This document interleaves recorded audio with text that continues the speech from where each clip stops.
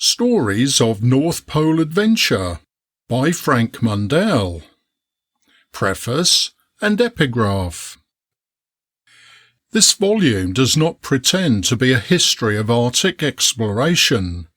My aim has been to narrate some of the most thrilling incidents of polar adventure in such a graphic manner that the reader may feel something of the fascination which induces explorers, in spite of reverses and disasters, to attempt again and again to penetrate the vast region of snow and silence and solitude around the North Pole.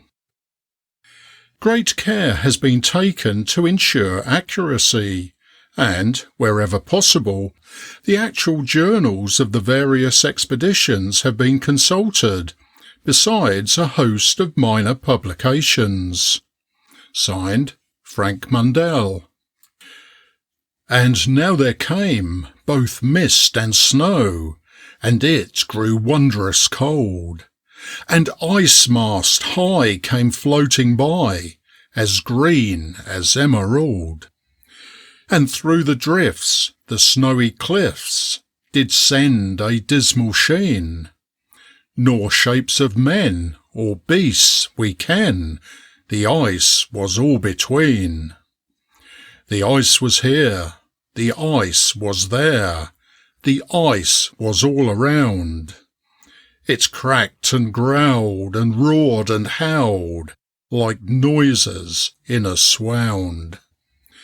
By Samuel Taylor Coleridge. End of Preface and Epigraph. Chapter 1. The North Pole. The Little Bear, Ursa Minor, is the name given to one of the most famous groups of stars in the Northern Hemisphere. One star in that constellation is called the Pole Star, because it is directly over that point of the Earth's surface known as the North Pole. This mysterious spot is surrounded by extensive fields and vast mountains of ice, which the most daring explorers have tried in vain to penetrate.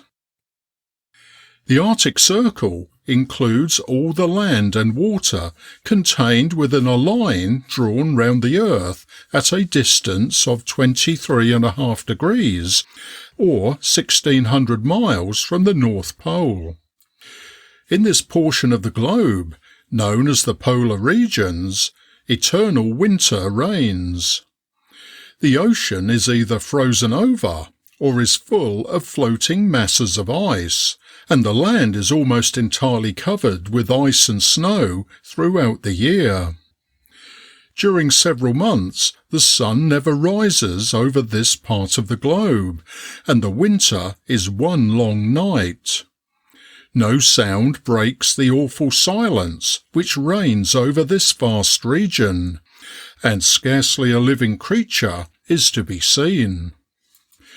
After the long winter has set in, strange lights are seen in the heavens. Mock suns appear surrounded by circles of vapour, tinted with the brightest hues of the rainbow. Then, too, are seen the most brilliant meteors, shedding a marvellous radiance over crag and pinnacle of glistening ice. These singular streams of light form across the sky great arches, through which flash bright streaks of red, blue, green, purple and yellow flame. They are known as the Aurora Borealis, or Northern Lights. The untaught Indian regards this strange natural phenomenon with awe, believing them to be the spirits of his fathers roaming through the land of souls. Within the Arctic Circle are found the white bear, the reindeer, the muskox, the wolf and the fox, and it is the home of the seal, the walrus and the whale. The Eskimos who inhabit this inhospitable region are for the most part a simple, kindly race, who know nothing of the arts of civilized life. Their dwellings are of the rudest description.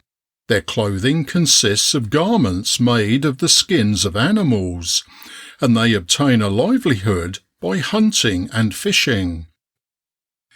The polar regions were first explored by navigators who wished to obtain a passage to India and China along the northern shores of America.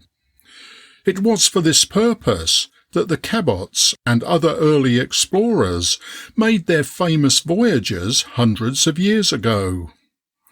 Out of these attempts, at length there grew a strong desire on the part of some of the most celebrated seamen to penetrate to the North Pole itself.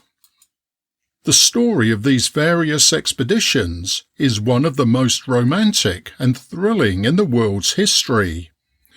In no other field of naval enterprise have more indomitable courage, unwearying perseverance, complete self-denial, and skillful management of resources been displayed than in that of Arctic discovery. The following are a number of Arctic discoverers from 1500 to 1892. Aldrich, 1876. Carlson, 1863 and 1871. Collinson, 1851 to 1852. Dease and Simpson, 1837 to 1839. Edge, 1616 to 1617. Fisher, 1858. Giles, 1707. Hagerman, 1870. Hayes, 1860 to 1861. Hamilton, 1853. Inglefield, 1853. Johansen, 1878. Kane, 1853 to 1855. Kellett, 1849. Koldewey, 1870. Leikeff, 1773. Lambert, 1670. Leperoux, 1787. Melgin and Skuratov, 1757. McClintock, 1859. Ney, 1594. Oftzin, 1736 to 1737. Pett, 1580. Payer, 1870. Rozmulov, 1718 to 1719. Richards and Osborne, 1853. Lee Smith, 1881. Senekov, 1805. Scoresby, 1822. Sirovatskoy, 1886. Willoughby, 1553. Rangel, 1821. Weyprecht, 1872 to 1874. End of Chapter 1. Chapter 2. First attempts to reach the North Pole. In more modern times, we erect monuments in honour of the men who do great deeds, but many of the old explorers, to whom neither tablet nor statue were erected, will never be forgotten, for they have written their names in large characters on the map of the world. Among these is Henry Hudson. A bay, one of the largest in the world. A river, one of the most important in America. A strait, a vast territory, and several towns remind us of one of the most enterprising navigators who ever lived.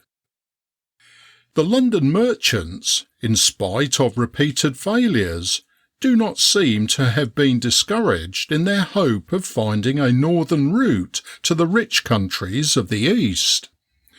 To them it mattered not whether they reached the land of spices and of gold by a northeast or a northwest passage, so they tried both.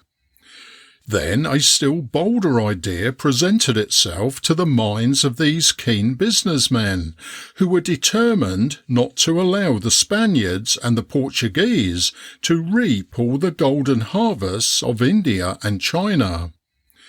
They decided to attempt to reach the other side of the globe by sailing over the North Pole itself. This was indeed an idea worthy of the sons of the famous sea rovers who founded the English nation. But who was there among the daring seamen of that adventurous age, able and willing to conduct such an enterprise? The merchants found the man they wanted in Henry Hudson, who was an experienced and intrepid seaman, and well skilled in nautical science. When we read the detailed accounts of the preparations made by the various expeditions of today, their iron ships propelled by steam power, their 101 appliances to serve every conceivable purpose, and their wealth of stores and their carefully chosen crews of picked men, we hardly know whether to smile at the simplicity or to admire the audacity of such a man as Hudson, who, in a small bark manned by 10 men and a boy, attempted a feat of such magnitude. In his tiny vessel with its scanty crew, Hudson sailed from Gravesend on the 1st of May 1607, and within a fortnight he reached Greenland, in foggy weather, with frozen sails and shrouds. Then he turned in a northeasterly direction until he reached Spitzbergen. Here they saw a large number of seals and white bears, one of which was killed, and many of the crew made themselves ill with eating the animal's flesh. Hudson vainly attempted to make his way through the masses of ice, and, as his stores were exhausted, he returned to England in September. His brief voyage, however, was not a failure from a commercial point of view. He did not reach the pole, and probably had no idea how great a distance or what insurmountable obstacles lay between him and that mysterious spot, but he made the English acquainted with the whale fishery of the Spitzbergen seas, which since then has been a continuous source of wealth. In his first voyage, Hudson reached a higher latitude than any of the explorers who had preceded him. He was therefore eager to try again, and in the following year he undertook a second expedition and endeavoured to find a northeast passage by Nova Zembla. When he returned, some of his crew told an extraordinary story of having seen a mermaid, the upper part of whose body resembled that of a woman, with white skin and long black hair, while the lower part of the body was that of a fish. No doubt the imagination of the sailors had transformed a Greenland seal into this creature of fancy, which, however, still exists in poetry and fairy tales. Hudson's third voyage was made in the service of the Dutch, when, failing to find a northwest passage, he sailed down the coast of North America and discovered an opening, up which he sailed. This, he thought, might be a strait through which he could pass to eastern lands. It was, however, the beautiful river which bears his name, and on which the city of New York now stands. This discovery led to the establishment of a Dutch settlement for the purpose of carrying on the fur trade with the Indians. A fourth time do we find Hudson crossing the Atlantic, this time in an English ship, and which bore the same name as one of those in the recent expedition of Captain Nares, namely the Discovery. He sailed from the Thames in April 1610, on what proved to be his last voyage, and June found him at the mouth of Frobisher Strait. Numerous icebergs and contrary winds drove him out of his course, and through a hitherto unknown strait into an extensive inland sea. Both of these waters, as Hudson Strait and Hudson Bay, still bear the great explorer's name. Day after day the vessel sailed on, but no opening presented itself by which they could escape from the icebound sea into which they had unwittingly entered, and at length winter overtook them, and they were frozen in. By this time the men had become dissatisfied, for their provisions were exhausted, and they were afraid of being lost in the frozen regions. At length the ice broke up, and the ship stood to the northwest. The scanty provisions which remained in the vessel were fairly divided by the commander, who, seeing nothing but starvation before them, was so much moved that he wept when he gave it unto them. It was at this time that a mutiny broke out among the crew, some of whom declared that they would rather be hanged at home than starved abroad. To make the food last as long as possible, some of the crew resolved on a deed unworthy of British seamen. Seizing Hudson, they forced him, his son, and all the men who were sick into a boat and cast them adrift.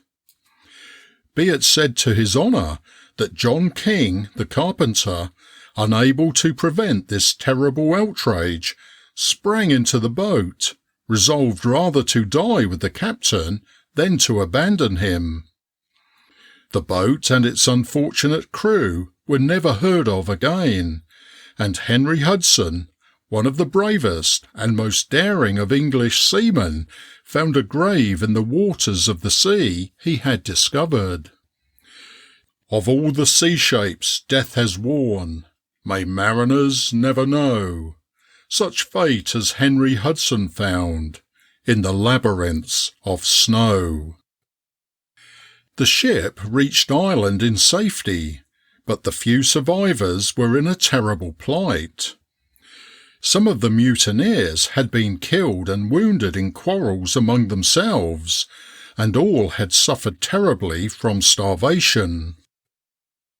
William Baffin, described as the Ablest, the prince of Arctic navigators, and who had already taken part in several expeditions in northern seas, went out in the Discovery on her 5th voyage in search of a northwest passage in 1616. Icebergs over 200 feet high, and which Baffin reckoned as over 1,600 feet from top to bottom, were met with off the coast of Greenland.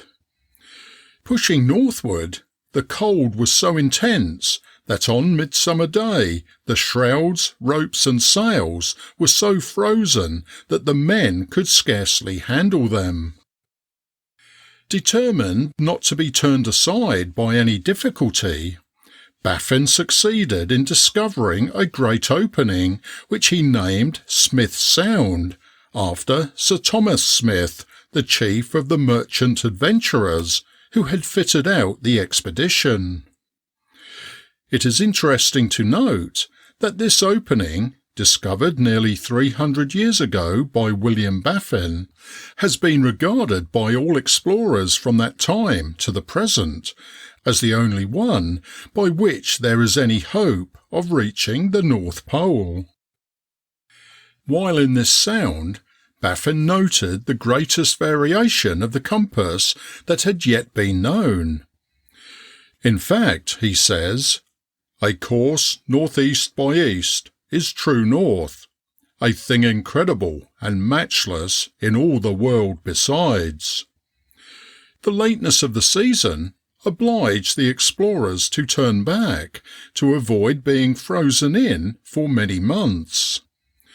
They therefore made their way southward through the wide passage known as Baffin Bay, and thence by Davis Strait to the Atlantic Ocean, reaching England in August of the same year. The solitude of those icy regions was not again broken for 200 years. End of Chapter 2. Chapter 3. The First Royal Arctic Expeditions. The discovery of Hudson Bay and its valuable fisheries became famous about the middle of the 17th century. The French, who at this time had settlements in North America, were anxious to obtain possession of the ports and harbours on the great inland sea. But before any decided action was taken, Charles II had granted a charter to Prince Rupert and other adventurers to undertake an expedition to Hudson Bay for the discovery of a new passage into the South Sea, and for the finding of some trade for furs, minerals, and other considerable commodities.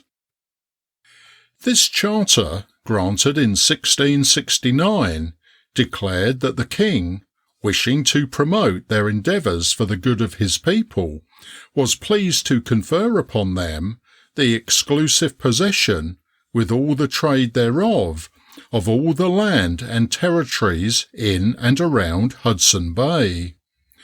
No sooner had the adventurers obtained this charter, and found that, for a trifling cost, they could obtain most valuable furs from the Indians, then they at once gave themselves up to building forts and factories, and, in their desire to amass wealth, paid no further attention to the clause, which at any rate implied that their work was largely one of exploration and discovery.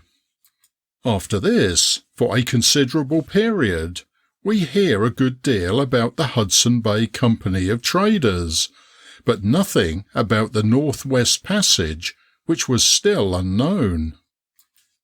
In 1769, just 100 years after the company had received their charter, attention was called to the fact that the geographical discoveries contemplated had never been made, and, afraid of losing the valuable privileges which they possessed, the company undertook to make expeditions into unknown regions.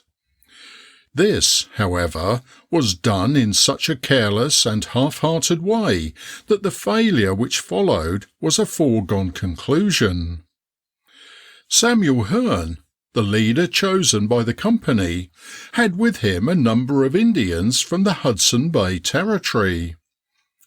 They accompanied the explorers in the capacity of guides and hunters.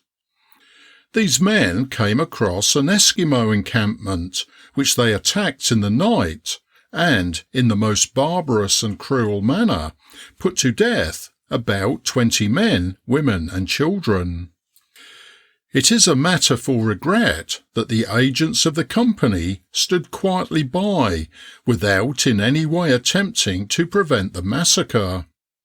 The inhuman conduct of Hearne and his companions brought no punishment on them, but it was the cause of great suffering to Franklin and his men when they afterwards visited that region. The route by the North Pole, which Robert Thorne, merchant of Bristol, had suggested many years before, once more received royal attention, and George III was pleased to give every encouragement to countenance such an undertaking, and every assistance that could contribute to its success. Two of the stoutest ships in the navy, the Racehorse and the Carcass, under the command of Captain Phibbs, sailed from the Nore in 1773 on the first royal expedition to the Arctic seas. There is no doubt that this was fitted out in a much superior manner to any of the previous expeditions. The pilots on board the two vessels had already served as captains of Greenland ships. There was an astronomer in the company, and all instruments and appliances were the best that could be obtained. The first land they saw consisted of the high, barren and black rocks of Spitzbergen, and, having reached the point where the old discoverers had turned back, they made a determined effort to work their way among the ice, with but little success. The weather was exceedingly fine, mild and unusually clear. There was not a breath of air, and everywhere, as far as they could see, they were surrounded with ice, which soon closed in upon them. The men amused themselves by playing on the ice, but the Greenland pilots, who had never been so far before, were alarmed at the approach of winter. Soon the ice, which had been almost level with the water's edge, was forced higher than the mainyard of the vessels by the pieces squeezing together. On the advice of the pilots, the men were set to work to cut a passage and warp the vessel through the small openings, hoping in this way to reach the open sea.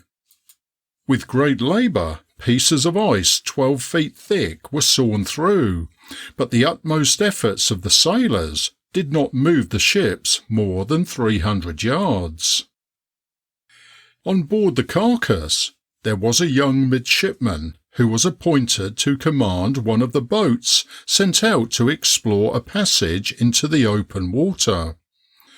While so engaged, some of the officers fired at and wounded a walrus, an animal remarkable for the human-like appearance of its head and the human passions it displays under provocation. The wounded animal dived into the water, and brought a number of its companions, when they all joined in an attack on the boat which contained their assailants. The animals succeeded in wresting an oar from one of the men, and if they had not been reinforced from the vessels, there is no doubt that their boat would have been staved in or upset. One night, the young midshipman to whom we have already referred set out with one companion to pursue a large white bear which he had seen on the ice. A fog came on, and when the lads were missed, the officers became exceedingly alarmed for their safety. Several hours afterwards, when the fog cleared away, the two adventurers were seen, at a considerable distance from the ship, engaged in conflict with the monarch of the northern seas. At once a signal was made for them to return to the vessel. One of the lads obeyed, but it was unheeded by the young midshipman, for at that moment his ammunition was expended, and his only means of defence was the butt end of his gun. Seeing the lad's danger, the captain of the ship fired a gun, which frightened the beast and caused it to make off. The midshipman then returned, and was severely reprimanded by the captain, first for leaving the ship to hunt the bear without permission, and second for not returning immediately the signal was made. On being asked for the reason of such conduct, the lad replied, "I wished to kill the bear, that I might carry the skin to my father." This youth, who so fearlessly held his ground in combat with a polar bear, afterwards rose to high rank in the Royal Navy and brilliant fame in history, and it may be that part of the success of his afterlife could be attributed to the training he had in the Arctic seas while yet a midshipman. History does not record many stories of the boyhood of Lord Nelson, but this is one worthy of England's greatest sailor. Unwilling to winter in such an inhospitable region, the work of moving the vessels was carried on most vigorously, and at the same time all preparations were made to leave the vessels if by any chance they ran aground. By keeping both ships and boats in motion, a little progress was made, so that, when a breeze sprang up and all sail was set, the vessel succeeded in breaking through and returned to England. The voyage of Captain Phipps added nothing to what was already known of the Arctic seas. On the contrary, it did more harm than good, for the impenetrable wall of ice which he reported as existing at the point where he turned back is now known to be opened during a part of almost every year. Captain Cook, one of the most famous navigators of any age, was now chosen to find a passage from the Pacific Ocean north through Bering Strait and round the coast of North America into the Atlantic. This route, we must remember, is exactly the opposite to that which so many of the early explorers had taken in their search for the North-West Passage. In short, Cook was about to attempt to enter the northern seas at the point at which they had sought to leave them, and to reach the Atlantic at their point of entrance. Twice before had this brave-hearted sailor successfully made his way round the world. He had revealed to his countrymen the existence of a new island continent, and was believed to be a man who could carry through any expedition on which he set out. Some years before, a reward of £20,000 had been offered by Parliament to any British ships, not being of the Royal Navy, which should succeed in finding a north-west passage by the Hudson Bay route. A change was now made in the terms of this offer, to the effect that the reward would be paid to either the King's ships or merchantmen which succeeded in discovering any northern passage between the two great oceans. In 1776, the Resolution and Discovery sailed from Plymouth Sound and spent a considerable time exploring the South Pacific Ocean. Therefore, it was not until near the end of 1779 that Cook entered Bering Strait. He had found the gateway to the northern seas, but in spite of all his efforts, he could not force an entrance. The passage was completely blocked with ice that resisted all his efforts to penetrate. Returning to the southern seas, he called at the Sandwich Islands, where he was killed by the natives. While Cook was absent on his third and last voyage, which occupied over 3 years, the Lion, a vessel of the Royal Navy, was sent to Davis Strait to protect the British whale fishery, and to obtain information which would be useful to the vessel which the government intended to send out in the following year to meet Captain Cook, who, it was confidently believed, would discover a passage eastward from the Pacific. The Lion went out again in the following year, but the explorers became so bewildered among the icebergs that they soon returned.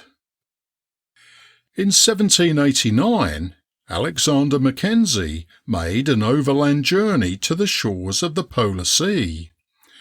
In this expedition he discovered the great river of Canada, which bears his name. And here ends the story of Arctic exploration to the close of the 18th century. One remarkable thing which all must notice in connection with the early adventurers, is the fearless manner in which they conducted their expeditions. When the art of navigation was in its infancy, the science but little understood, the instruments few and imperfect, in barks of 25 or 30 tons burden, ill-constructed, ill-found, and apparently ill-suited to brave the mountains of ice between which they had to force their way, and the dark and dismal storms which beset them. End of Chapter 3. Chapter 4. 2 Famous Voyages. From the outbreak of the French Revolution in 1789 until the Battle of Waterloo in 1815, during which Europe was little more than one wide battlefield, there was no breathing time to continue the explorations round the pole. The activity of the British Navy during this period of unrest had created a large number of first-rate officers and well-trained seamen, who, when peace was declared, were eager to take part in any expedition to satisfy their desire to win fame and fortune. Much money and many lives had already been spent in the various attempts to reach the Pacific through the icy regions of the north, and, as we have already seen, more than one attempt had been made to reach the pole itself. Splendid results had followed the various attempts, and had again and again shown that British sailors would not give in, but were ready to suffer and, if need be, to die rather than confess themselves beaten. Failure to reach the goal had only served to whet the curiosity of the nation, and after all, enough success had attended the brave explorers of the past to encourage those in the present to try again. From the reports made by the navigators who had carefully examined the Arctic regions, everyone believed that the passage was blocked by ice and not by land, and that therefore there was every reason to suppose that somewhere an opening existed through which ships might pass. Even the pole itself was thought to be surrounded by an open sea, if only the icy barrier which encircled it could be penetrated. In 1817, the British government decided to send out 4 vessels. 2 of them were to attempt to reach the Pacific by proceeding in a northerly direction across the pole, while the other 2 were to find a western route through Baffin Bay. Never before had so many experienced officers of the Royal Navy taken part in such an expedition. The Dorothea and the Trent were commanded by Captain Buchan and Lieutenant John Franklin, who afterwards became the greatest of Arctic explorers. Both of these officers had seen much service, and Buchan had spent several years on the coast of Newfoundland, while Franklin had been through the recent wars and had fought under Nelson at Trafalgar.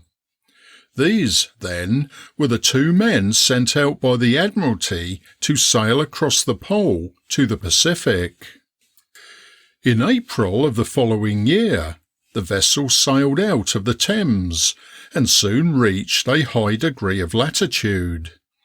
Many of the crew had never before been in the Arctic seas, and they looked with curious eyes on the huge and often grotesque masses of ice which floated past them. When they saw for the first time the sun at midnight, the grandeur of the scene caused them to stand in groups on the deck long after they should have retired to rest. Severe weather came on, accompanied by heavy snowstorms, and the accumulation of ice on the rigging was so great that it had to be cut away with axes. At length they reached the spot where Phipps had been hemmed in. Here they found one vast unbroken plain of ice, connected so closely with the shore as to leave no passage for a vessel. They saw immense flocks of birds, which passed over their heads in a living cloud of more than 3 miles in length, completely darkening the air. From daylight till dark could be heard the cries of auks, divers, cormorants, gulls, and other seabirds, while numberless seals and walruses were seen sporting in the water or basking on the shore. All sounds of life ceased when the sun set, and the silence of the night was only broken by the thundering boom of a bursting iceberg or the mighty crash of a falling rock. The walruses were so fearless that they swam round about the boats and, regarding them as intruders, endeavoured to destroy them with their tusks. Several of these huge animals were killed, and found to be 14 feet in length. One, which received several shots before it was killed, had nothing in its stomach but the garter of a Greenland sailor. While moored to the ice floe, unable either to reach the land or the open sea, the crews spent much of their time watching the strange animals who sported around them, and were greatly interested in the cunning displayed by the bears in their attempts to capture a seal or a walrus.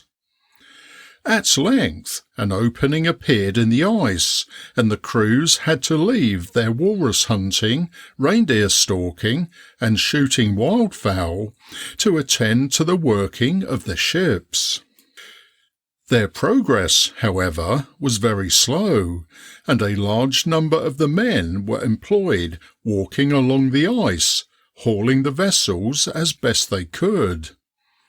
The danger which they feared most for the ships was that they might be nipped in the ice.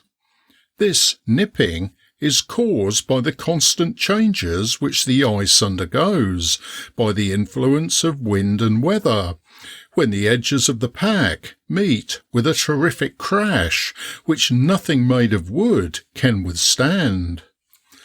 In that case, a ship is either cut in two or buried altogether, unless it is sufficiently light to be forced up and allow the edges of the ice to meet beneath it.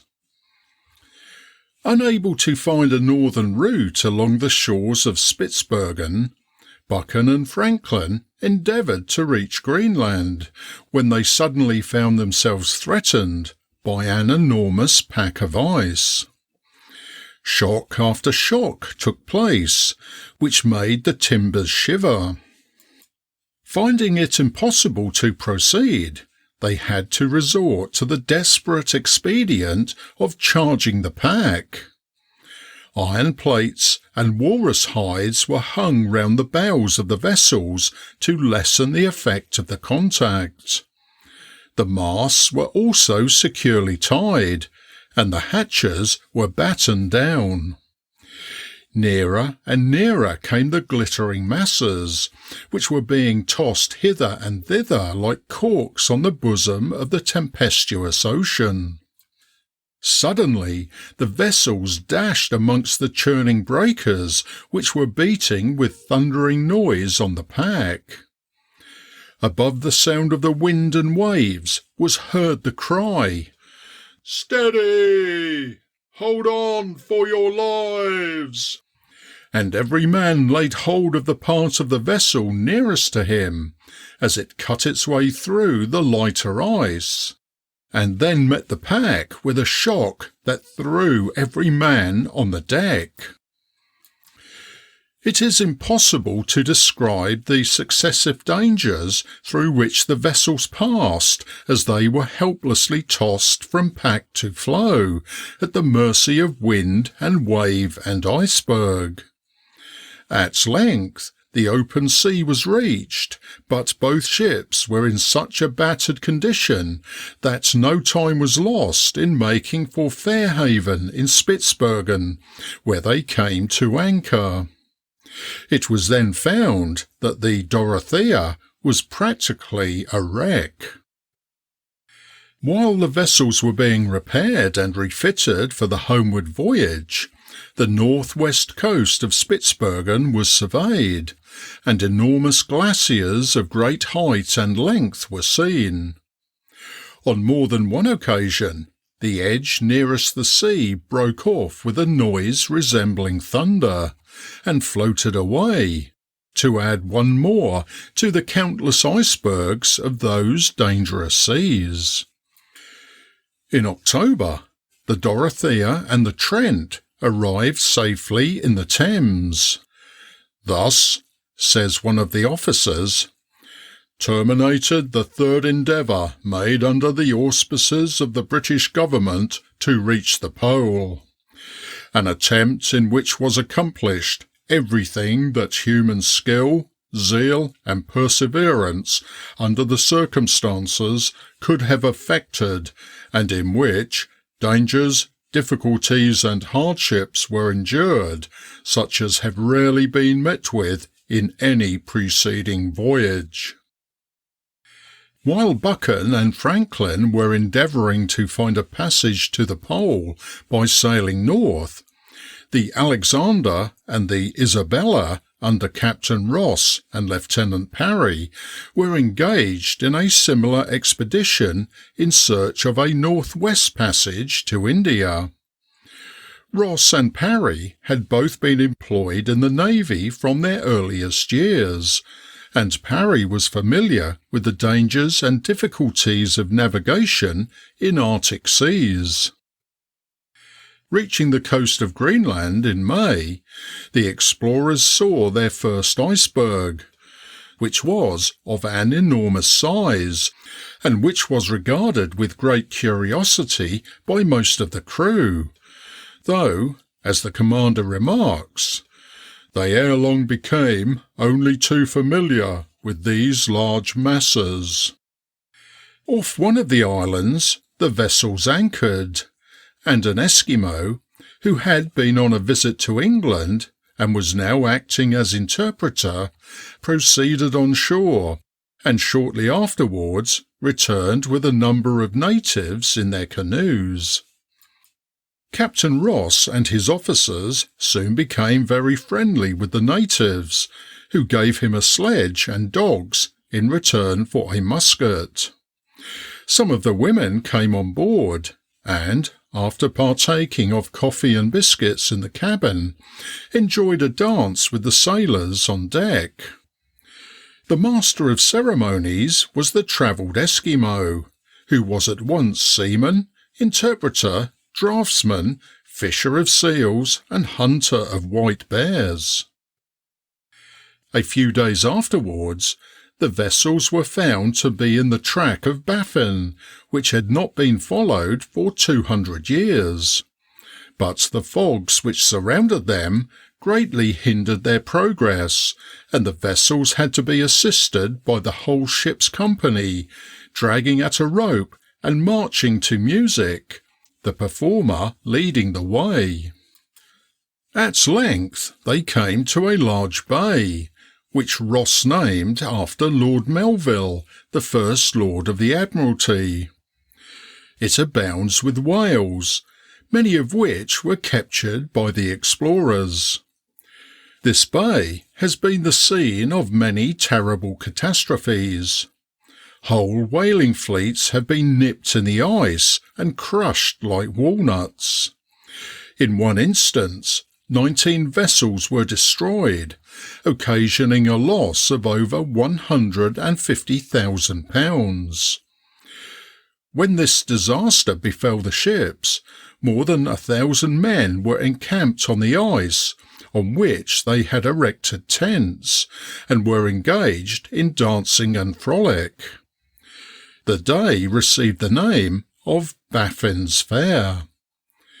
Few lives have been lost in Melville Bay, for, when the vessels are destroyed, it is not difficult to reach the Danish settlements.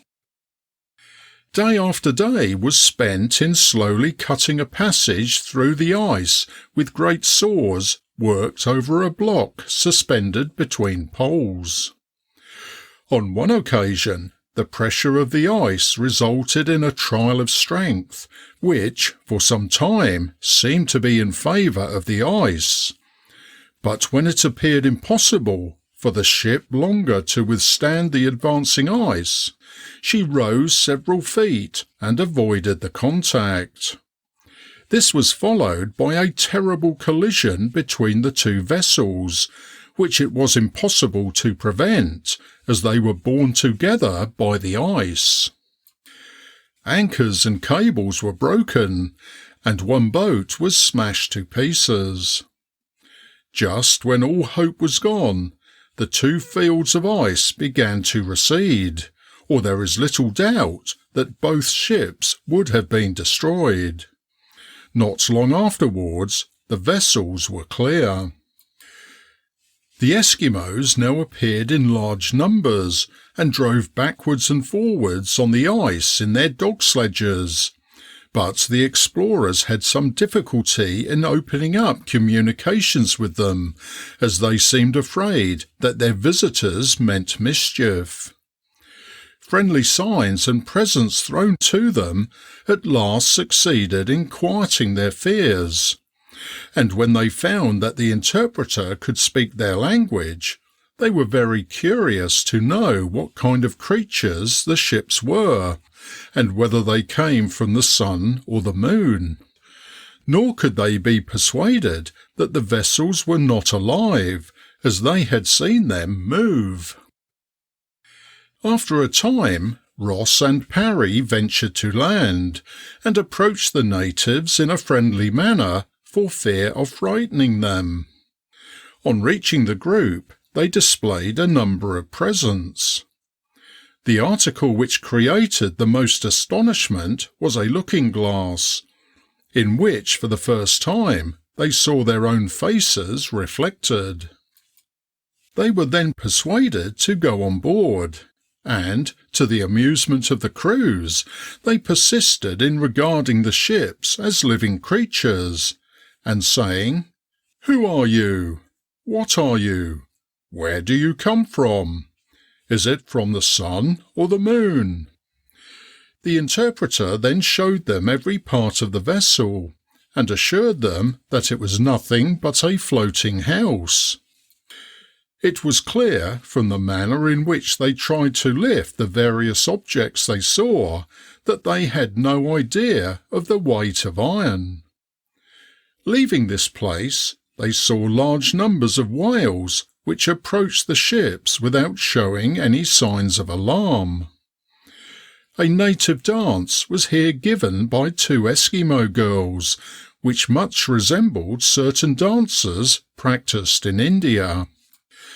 2 days later, such dense flocks of birds appeared that from 15 to 20 fell at every shot, and proved a welcome addition to their food supply.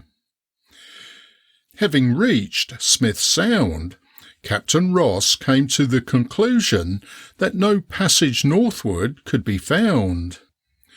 Here he also observed the dip of the needle, which was an evidence that they had approached very near the magnetic pole.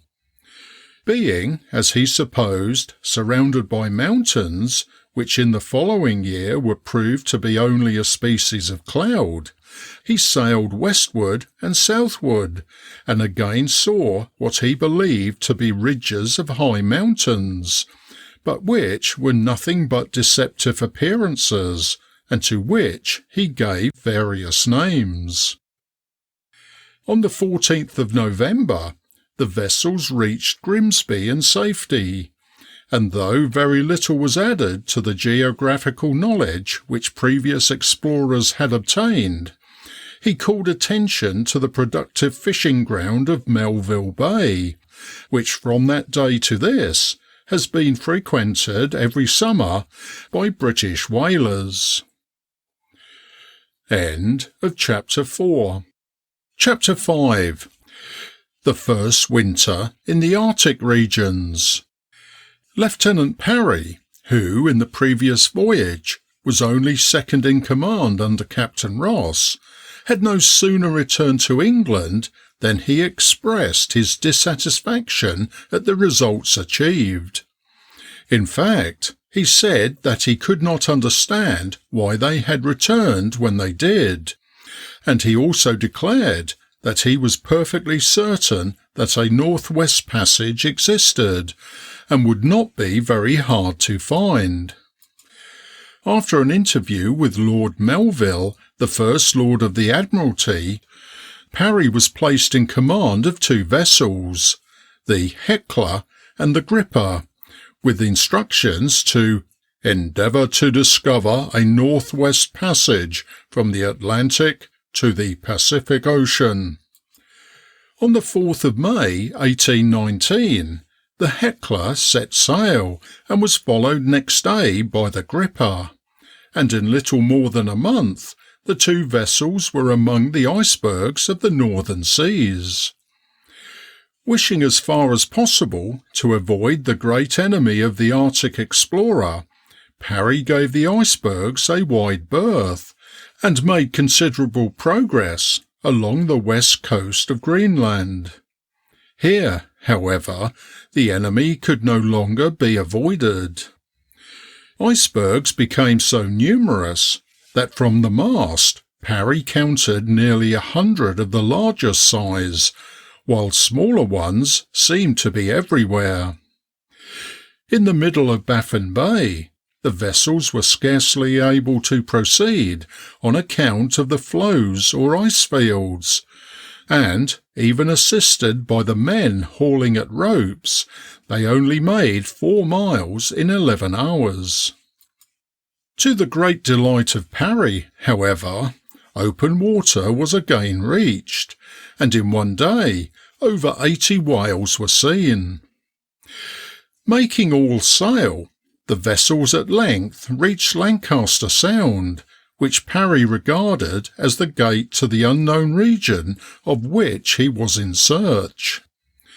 The mountains which Ross had so graphically described on the previous voyage were now found to be only creations of his imagination, for the vessels sailed over the spot where they had been said to stand. Such rapid progress was now made that the officers and men were filled with excitement, and the masts were crowded all day by an eager crowd of watchers. So little ice was seen that the explorers really thought that they had at last entered the Polar Sea, which was said to encircle the North Pole. At midnight, the sun shone with the brightness of noonday, and the colour of the surrounding waters was the deep blue of the ocean. They had now reached the western part of Lancaster Sound, and 2 islands which they discovered were named Leopold Islands, after Prince Leopold. Then the ice once more appeared in such masses that their hopes of an open passage were shaken. Small white whales, about 20 feet in length, and narwhals, called by the sailors sea unicorns, were very numerous, and afforded some amusement to the men, who hunted them in boats. Unable to proceed farther westward, the vessels were turned in a southerly direction, and succeeded in entering an inlet which, at its narrowest part, was only 5 miles wide, and which was named Prince Regent Inlet. Not wishing to be carried too far to the south, Parry returned to Lancaster Sound, where he found so much open water that his hopes revived. And as the crews were in good health and spirits, and the ships well provisioned, he determined to prosecute his search, although the early winter of the northern regions was fast approaching. For some days rapid progress was made. New capes, islands and inlets were passed in succession, to all of which names were given, and it was noticed that the farther north the vessels proceeded, the compasses became more and more untrustworthy, until they were no longer of any use for purposes of navigation.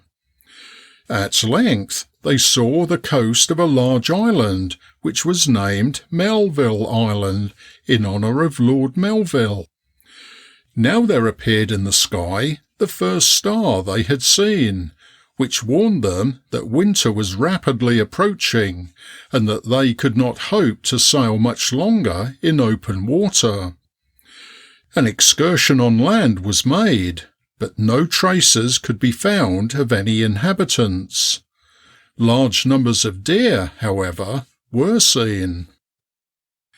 On the 4th of September 1819, the explorers crossed, to their great satisfaction, the meridian of 110 degrees west of Greenwich, which entitled them to the reward of £5,000 offered by the government to such of His Majesty's subjects as might succeed in reaching that distant point. Their success was celebrated by such festivities as they could command under the circumstances, and a headland which they passed on that day was named Bounty Cape. Before settling down for the winter, Parry decided to proceed still farther west, and as the nights were now very dark, the vessels were made fast to an ice floe till daybreak. The rate of progress was now very slow, and for days together the ships were moored between the shore and the icebergs. One day 7 men went ashore to hunt the deer. When they did not return at night, the officers became alarmed for their safety, and men were sent out to look for them. The search party lost themselves in a snowstorm, and only found their way back in a most exhausted condition late at night by seeing the signal rockets of the ships. On the following day, a flagstaff was erected on the highest part of land, and a large ensign hoisted to serve as a guide to the lost men. Search parties were also sent out in all directions, and pikes bearing small flags were stuck into the ground at certain distances, while to each pike a bottle was fastened, containing instructions what to do. On the 3rd day, 4 of the men, guided by the flagstaff, succeeded in reaching the ships, and shortly afterwards the other 3 were discovered and brought in. They had all suffered much from cold and fatigue, and some of them were severely frostbitten. Then, says Parry, "In humble gratitude to God for this signal act of mercy, we distinguish the headland to the westward of the ships by the name of Cape Providence." Unable to find a safe anchorage, Parry decided to run back to Melville Island, and on the 24th of September they sailed into a bay which they had previously visited. Here they cut a canal through the ice by means of ice saws, and 2 days later the ships were anchored a cable's length from the beach, where they intended to remain during the winter.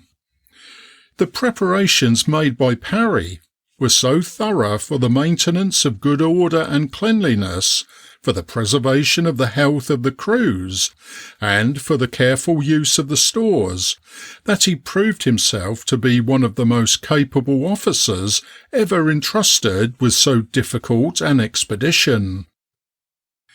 In the matter of food and clothing and exercise, rules were made and rigidly enforced, for Parry knew only too well that it was easier to prevent the men from falling sick than to restore them to health. He was also careful to retain the confidence of all, by his instructions that not in a single instance should the officers' food be larger in quantity or better in quality than that given to the men. Knowing also how much cheerfulness promotes health, he entered heartily into a variety of plans for their amusement, and in the plays which were performed, he was one of the actors. A weekly newspaper called the North Georgia Gazette and Winter Chronicle was established. To prevent any of the men from being lost when out hunting, finger posts were erected on all the hills round about the harbour. On the 4th of November, the sun set, and was not again seen for 96 days, and it was during this period of darkness that Parry found the greatest difficulty in keeping his men sufficiently employed in work, exercise, and amusements. Christmas Day, the first spent by a body of Englishmen in the Arctic regions, was celebrated in a thoroughly old-fashioned manner. An extra allowance of rations was given out, and while everyone tried to add to the general enjoyment, they did not forget the friends at home. The cold during the winter was intense, and frostbites were very common among the men. Yet beyond a slight cold, none of them suffered from any lung complaint. The air was so clear that talking or singing in an ordinary tone of voice could be heard more than a mile away. At length the sun again appeared, to the great joy of the men, and during the month of March the sky scenery was of the most magnificent description. In June, Parry made an exploration into the interior of the island, and was away for several days. In July, the melting of the ice was so rapid that before the end of the month the two vessels were once more riding at anchor. On the 1st of August, the ice broke up, and the Hecla and the Gripper sailed out of their winter harbour, where they had been detained for 10 months. To his great regret, Parry was obliged to give up the idea of proceeding farther westward, and made the best of his way home, reaching England on the 29th of October 1820, after an absence of nearly 18 months. End of Chapter 5. Chapter 6. The Knight-Errant of the Northern Seas. While Parry was making the splendid discoveries recorded in the previous chapter, his friend, Lieutenant John Franklin, was engaged in an enterprise which has come to be regarded as one of the most extraordinary ever undertaken by man. The main objects of this expedition were to determine the latitudes and longitudes of all bays, rivers, harbours, etc. on the north coast of America, from the mouth of the Coppermine River eastwards, to place conspicuous marks at places where ships might enter, and to deposit information as to the nature of the coast which might be useful to Lieutenant Parry should he succeed in finding a northwest passage along the American shore. Accompanied by Dr. John Richardson, George Back, Robert Hood, and a seaman named Hepburn, Franklin embarked at Gravesend on the 23rd of May 1819, and reached York Factory, Hudson Bay, at the end of August. On the 9th of the following month, the explorers set out and travelled a distance of 857 miles to Fort Chippewan on Lake Athabasca, which was reached on the 8th of February 1820. In the summer, the explorers embarked on Lake Athabasca in 3 canoes, accompanied by 16 Canadian voyageurs. Passing out at the northwest end of the lake, the canoes entered Slave River, which connects Lake Athabasca with the Great Slave Lake.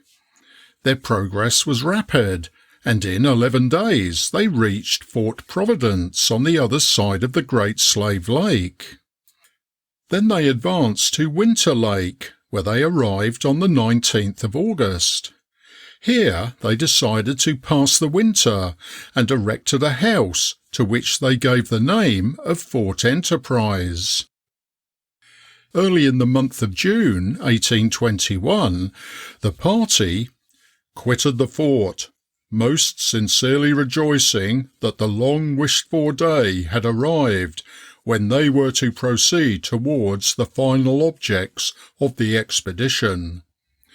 By the end of the month, the Coppermine River was reached, and in 18 days Franklin and his men launched their frail boats on the waters of the Polar Sea. Sailing eastward, they discovered and named several islands. Then the canoes were steered to the north and again to the east, in the vain hope of finding a way to the eastern side of the continent. Storms arose, and the canoes were so badly damaged as to make it impossible to proceed farther. Only a few days' provisions remained, and, sorely against his will, Franklin was obliged to turn his back on the sea which it had cost him so much to reach. Yet he had succeeded in tracing the unknown shores of the Polar Sea, a distance of 840 miles, and navigated waters which had never before been sailed on except by Eskimos. He only abandoned the enterprise when he saw that a farther advance would endanger the lives of the whole party and prevent the knowledge of what had been done from reaching England.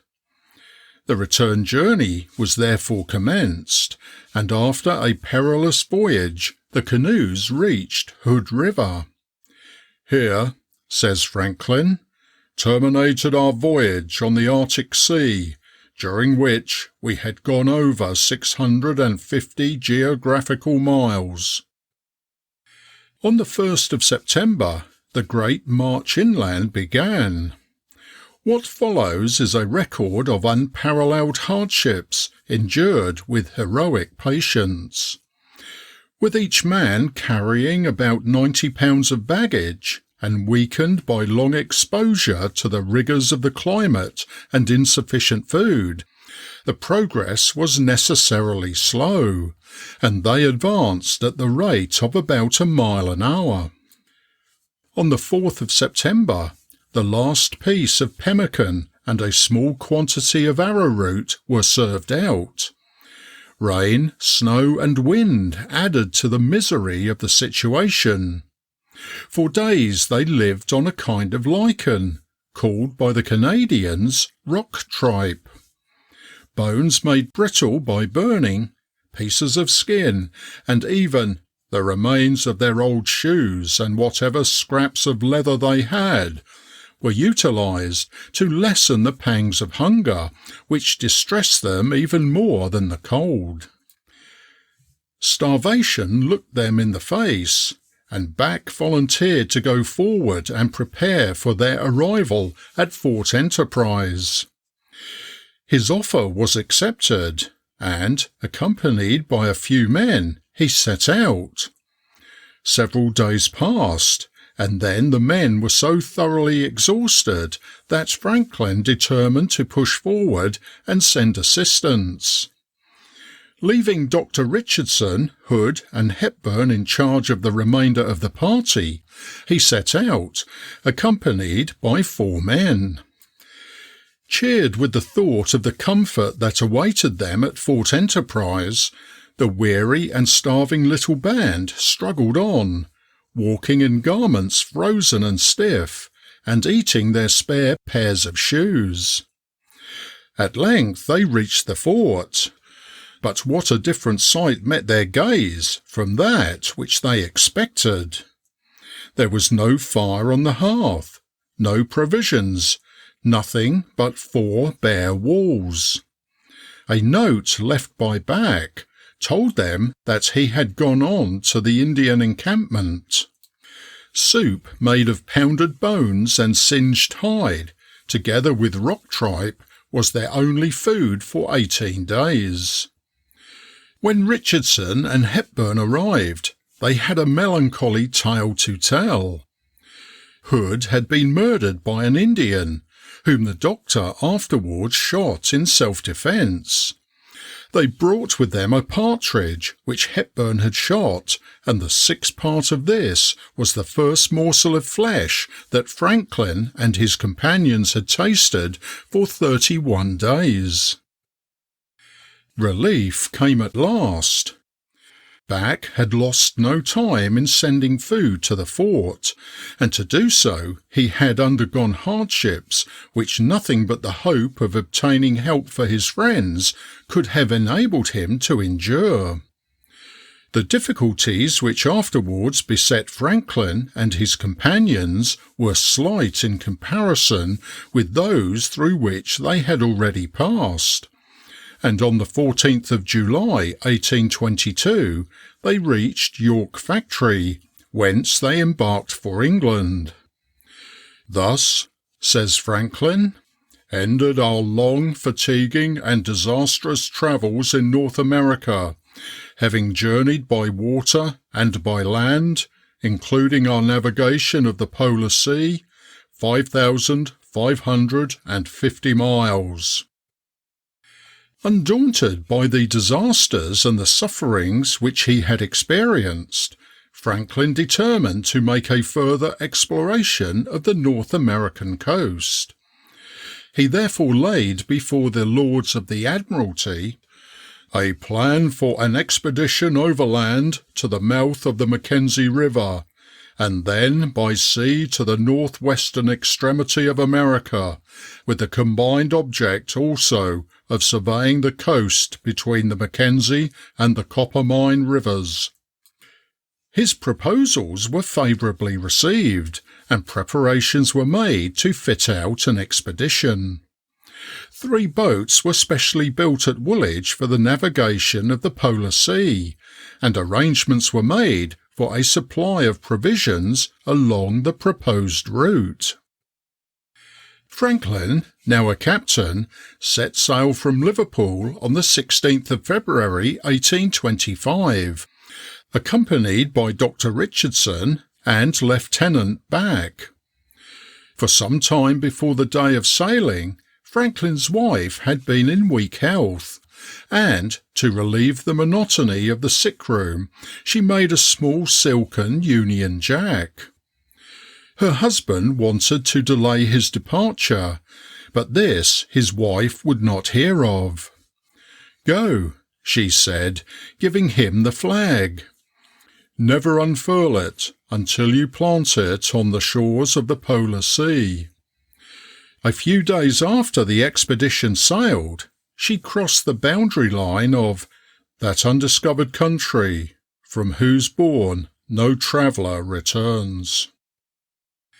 On their arriving at New York on the 15th of March, Franklin and his companions lost no time in making their way to the Canadian lakes, and in about 6 months reached the mouth of the Mackenzie River. The men pitched their tent on the beach, and Franklin caused the Union Jack to be hoisted which his wife had presented to him as a parting gift. His feelings overpowered him, but only for a moment, and, suppressing his emotion as best he could, he received with becoming cheerfulness the congratulations of his companions on having thus planted the British flag on this remote shore of the Polar Sea. After sailing about for some time, they returned to the winter quarters which had been erected at Great Bear Lake during their absence, and named Fort Franklin. Here they spent Christmas Day. The best food they had at command was placed before the men, and on the following evening a dance was given. The party numbered about 60 persons and included Englishmen, Highlanders, Canadians and Indians. As Franklin remarks, "Seldom, perhaps, in such a confined space as our hall, was there greater variety of character or greater confusion of tongues. But perfect harmony prevailed, and no unpleasant incident occurred to mar the joy of the occasion." In the early summer of 1826, the explorers returned to the mouth of the Mackenzie River, where they separated into two parties, the one under Franklin, exploring to the west, and the other under Richardson, to the east. A few days later, Franklin's party encountered a number of Eskimos. Trade was opened with the natives, and for a time all went well. But their cupidity at length overcame their friendship, and they beset the boats with the evident intention of plundering them. For some time the men tried to keep them at bay, but as Franklin had forbidden the shedding of blood, their resistance was not altogether effective, and it was not till a volley had been fired over their heads that they retreated. Many articles had, however, been stolen, and several of the sailors had narrowly escaped severe wounds. Franklin afterwards made a speech to the Eskimos through an interpreter, in which he warned them that the first man who came within range would be shot. This caution had the desired effect, and the explorers were left in peace. After this, Franklin resumed his voyage westward along the shores of the Polar Sea, but his progress was greatly obstructed by drifting ice and fogs. He persevered, however, in face of these difficulties, and before the approach of winter compelled him to return, he had explored about 400 miles of a previously unknown coast. Meanwhile, Dr. Richardson had been carrying on his explorations to the eastward, and giving names to the more striking bays and headlands of the coast. On reaching the Coppermine River, he disembarked and made his way by land and river to Fort Franklin.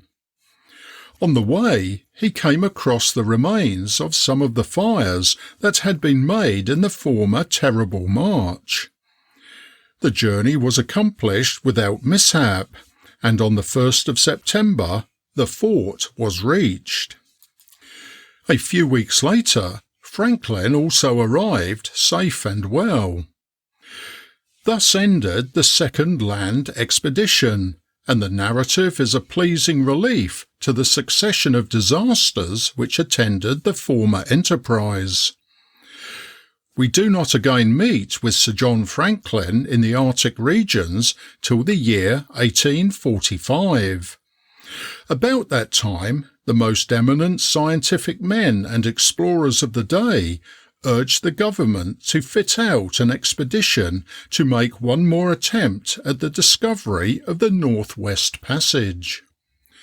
6 years which Sir John Franklin had spent as governor of Tasmania had increased rather than diminished his enthusiasm for Arctic discovery, and when, on his arrival in England, he heard of the proposed enterprise, he laid claim to the post of commander as his by right. The government, only too glad to avail themselves of the services of so experienced an explorer, were prepared to accept him at once. The First Lord of the Admiralty kindly suggested, however, that Franklin should rest on his laurels.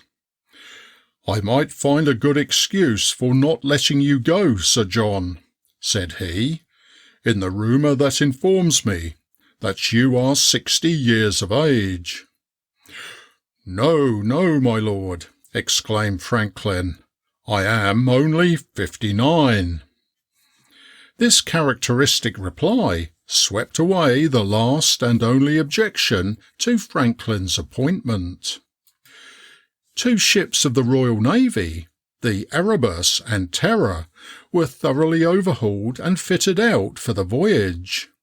A warming and ventilating apparatus of the most improved construction was fitted up in each ship, and, for the first time in the annals of Arctic exploration, both were fitted with an auxiliary screw and engine. The outfit included warm bedding, clothing, medicines, and an ample store of provisions for 3 years. On the 19th of May, 1845, the 2 ships, each with 69 officers and men on board, set sail from the Thames on what proved to be their last voyage.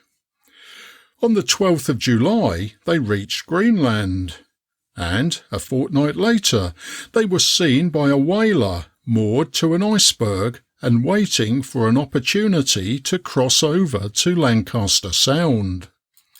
A message was sent on board the whaler inviting the captain to dinner with Sir John Franklin next day, but the meeting never took place. A favourable breeze sprang up, and the vessels parted. This was the last ever seen of these good ships, and of that company of gallant hearts, among the most truly noble that ever left the shores of England. End of Chapter 6. Chapter 7. The Champion of the North. It will be remembered that Parry returned from his first expedition in 1820. The success which had attended this voyage at once placed its captain in the foremost rank of Arctic discoverers. As a result of his voyage, the existence of a northwest passage was now regarded as certain, and there was no doubt that persistent attempts would ultimately lead to its discovery. Another expedition was accordingly fitted out, and the command was given to Parry. The vessels engaged were the Fury and the Hecla. On the 8th of May, 1821, they left the Nore and in about 2 months reached Hudson Strait. Thence they sailed to Repulse Bay. Parry thoroughly explored this inlet in the hope of finding an opening to the westward, but it was found to be completely landlocked. This discovery was the first notable achievement of Parry's second Arctic expedition. August, September, and the first few days of October were spent in a minute examination of the coast of the American continent. Signs of the speedily approaching winter warned the captain that it was time to be making everything snug, and he then began to look about for a harbour. After great toil, the vessels reached a suitable bay on the south side of Winter Island, but before the ships could be got into position, a channel about half a mile long had to be sawn through the ice. The arrangements which Parry made for the health and comfort of the sailors were much the same as on the previous occasion. Schools were established in each ship, and the hardy tars set themselves with great zeal to master the 3 R's. At Christmas, 16 well-written copies were produced by those who, 2 months before, could scarcely form a letter.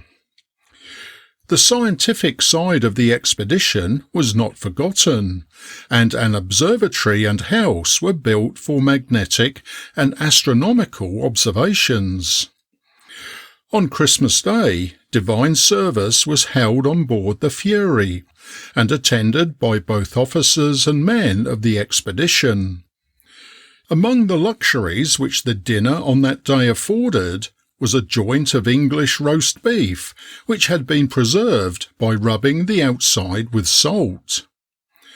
On the 1st of February, 1822, a number of strange people were seen coming over the ice towards the ships.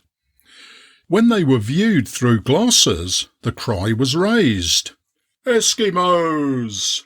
Eskimos!" Parry and several of the officers went forward to meet them. As they approached, the Eskimos stood still and saluted the strangers by beating their breasts. An active traffic was soon set on foot, the sailors receiving furs and whalebone in exchange for nails, knives, and other similar commodities. The strangers were now invited to visit the Eskimo dwellings, and they eagerly availed themselves of the opportunity. The village consisted of 5 huts, constructed simply of snow and ice. After creeping through 2 low passages, they gained the interior, and saw a sight at once interesting and novel. The inner apartments were circular, with arched domes about 7 feet high in the centre. The women were seated on the beds at the sides of the hut, each having her little fireplace or lamp, with all her children, domestic utensils, and dogs about her. A block of clear ice in the roof served as a window. It was not until the beginning of July that the ice opened sufficiently to allow the ships to be taken out of their winter quarters. At starting, many dangers were encountered. The Hecla was almost crushed to pieces in the ice, and within a short distance of the Fury, 2 icebergs collided with such force that numberless huge masses were thrown 50 or 60 feet into the air. Fortunately, the ship was kept clear, or she would have foundered. Proceeding northward, the explorers saw before them a bold and high range of coast. A reference to a rough chart which had been drawn by one of the Eskimos informed them that they were approaching a strait of which the natives had often spoken as leading westward into the open sea, and which Parry regarded as the gate of the North-West Passage. Their farther progress was again stopped, however, by an unbroken sheet of ice extending as far as the eye could reach. A party, therefore, left the ships and made their way on foot across the ice and over the islands that lined the southern shore of the strait. In 4 days they reached a peninsula overlooking the narrowest part of the strait, at this point not more than 2 miles wide. "Beyond us to the west," says Parry, "the shores again separated to a distance of several leagues, and in that direction no land could be seen to the utmost limits of a clear horizon. Over this we could not entertain a doubt of having discovered the Polar Sea." Parry and his men celebrated the discovery by 3 hearty cheers, and named it Fury and Hecla Strait. An unsuccessful attempt was afterwards made to navigate the channel, when it was found that a solid ice field shut out all possibility of a passage. The winter was passed in a manner similar to the previous one at Winter Island, and in the middle of August 1823 the ships were freed from the ice. Parry was so anxious to achieve the North-West Passage that he proposed spending a 3rd winter in the polar regions. But an outbreak of scurvy among the sailors caused him to give up the plan, and he began the voyage homeward, arriving in England in October. This expedition greatly increased the geographical knowledge of the regions explored, and though unsuccessful in its main object, it was regarded by those in authority as giving great promise of future success. Accordingly, within 2 months after Parry's return, he was appointed to the command of a new expedition for the further exploration of the polar seas. With the Hecla and the Fury under his command, he set sail from Northfleet on the 19th of May, 1824. He was ordered to sail to Lancaster Sound and to proceed through Barrow Strait and Prince Regent Inlet, and endeavour to reach the sea which Franklin had discovered at the mouth of the Coppermine River, and so westward to the Pacific. Unfortunately, the season was unusually severe, and it was not till the 10th of August that they entered Lancaster Sound, which was found to be free from ice, except that here and there a berg was seen floating about in that solitary grandeur, of which these enormous masses, when occurring in the midst of an extensive sea, are calculated to convey so sublime an idea. Pushing on, Prince Regent Inlet was reached about 6 weeks later, and Parry prepared to spend his fourth winter in the Arctic regions. On the 20th of July 1825, the Hecla and the Fury were enabled, through the breaking up of the ice, to get clear out to sea. But, steer in whatever direction he might, Parry constantly found his progress barred by immense masses of ice. At length there seemed a chance of a passage to the south, but again the ice closed in upon him. Anxious not to lose a foot of open water, he pushed on as far as possible, and then moored his vessels to the grounded masses upon the beach. Suddenly, to his great alarm, he observed that the sea ice was in motion, and that there was the greatest danger of the ships being crushed between the advancing ice field and the shore. Unfortunately, his fears were well grounded, for though the Hecla escaped without serious injury, the Fury was repeatedly driven on the beach and had many of her stout timbers stove in. The commander trusted that this would prove as harmless as the many shocks which the vessel had already received, but it was soon found that the water came in faster than 4 pumps could keep it out. An examination of the vessel was accordingly made, when it was seen that she was no longer seaworthy. So, after a consultation with his officers, Parry decided to abandon her. The crew of the Fury were therefore received on board the Hecla, but the stores, owing to want of room, were left behind.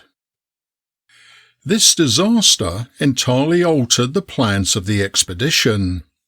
So far little progress had been made, and the difficulties of navigation, coupled with the lateness of the season and the reduction of the stores, determined the commander to return to England at once. The voyage, though stormy, was accomplished without further mishap on the 12th of October, 1825. Within 6 months after his arrival in England, we find the indefatigable Parry once more before the Admiralty with a plan for reaching the North Pole, by means of travelling in sledge boats over the ice, or through any spaces of open water that might occur.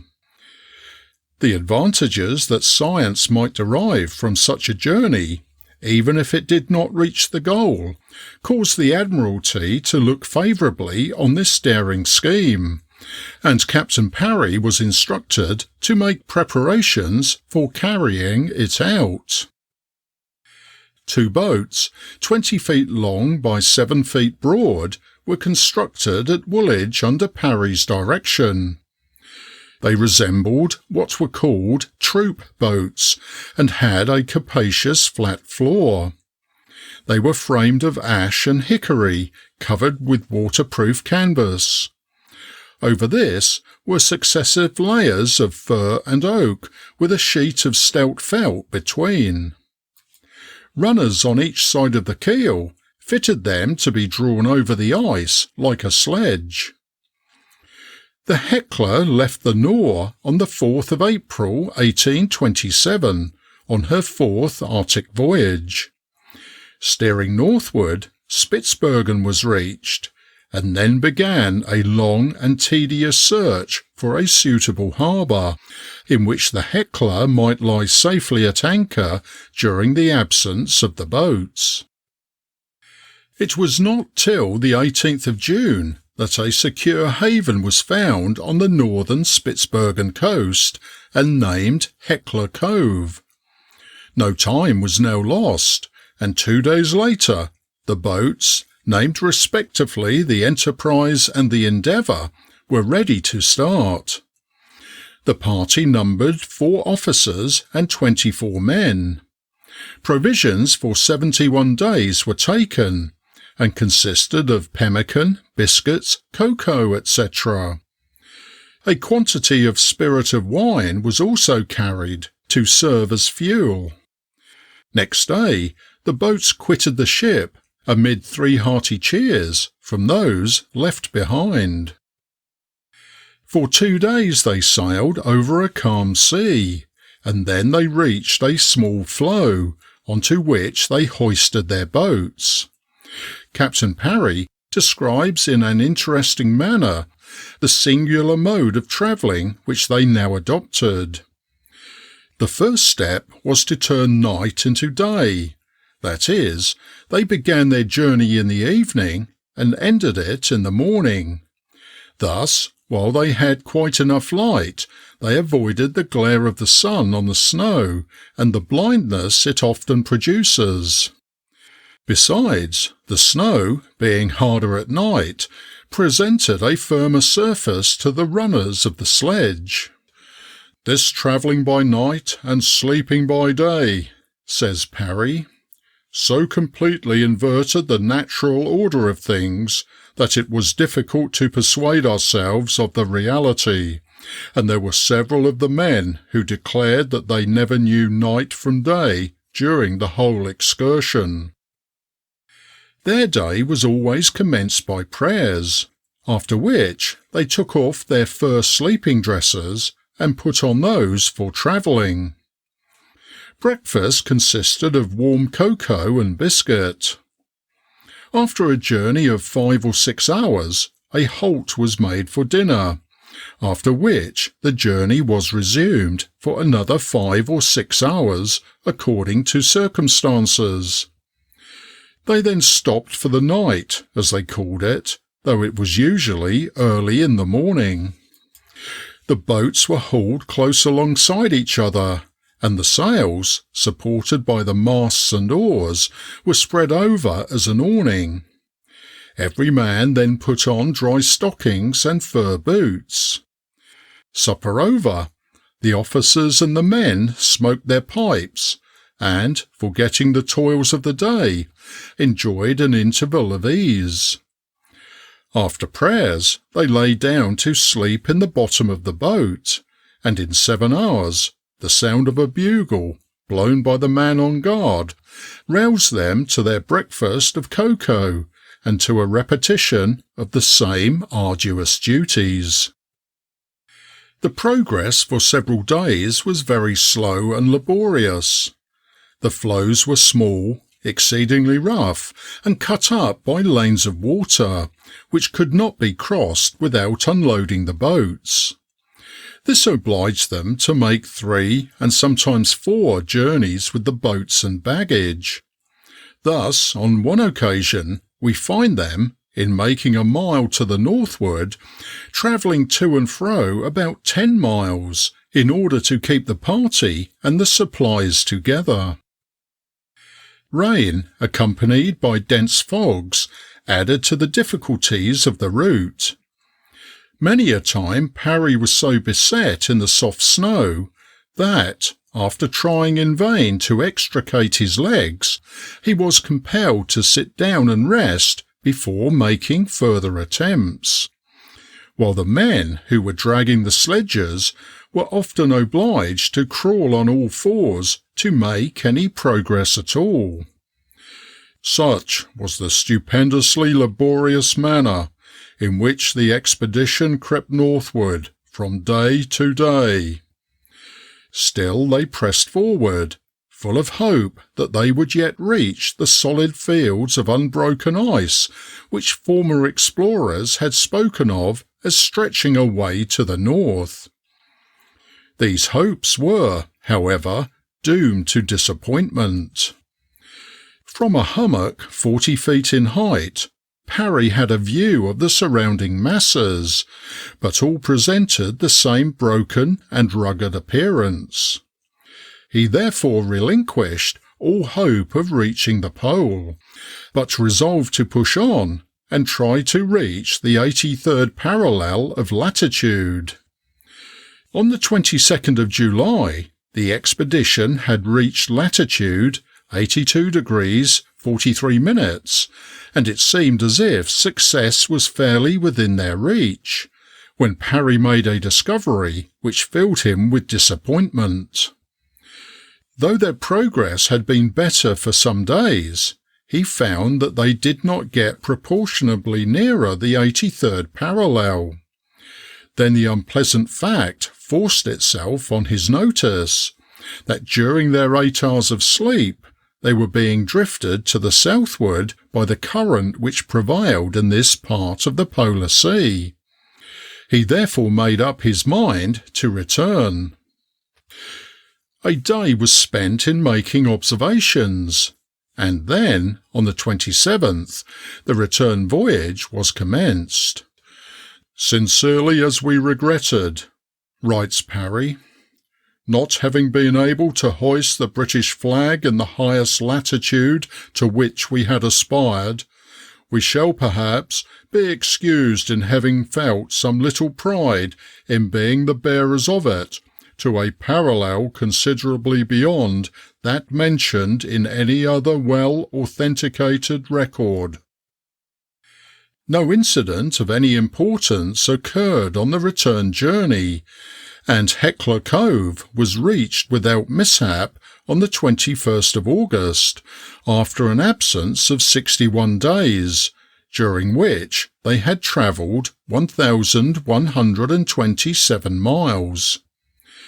A week later, the Hecla set sail on her homeward voyage and reached England in safety. By a singular coincidence, Captain Franklin had returned from his second expedition to the Polar Sea on the same day as Parry, and the two great seamen, arriving at the Admiralty within 10 minutes of each other, were both surprised and pleased at this most remarkable and unexpected meeting. Thus ended Parry's last voyage.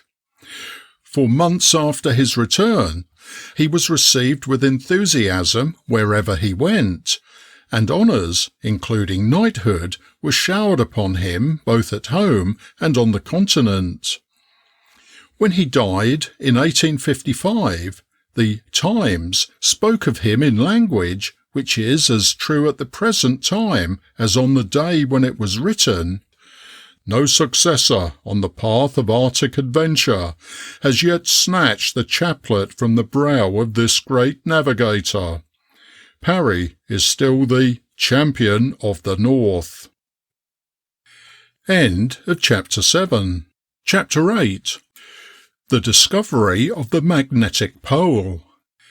After the return of Parry's expedition in 1827, Captain John Ross submitted to the Admiralty the plan of a voyage for the discovery of the Northwest Passage by way of Prince Regent Inlet. Steam had recently been applied to ocean navigation, and the captain thought that a steamship might succeed where sailing vessels had failed.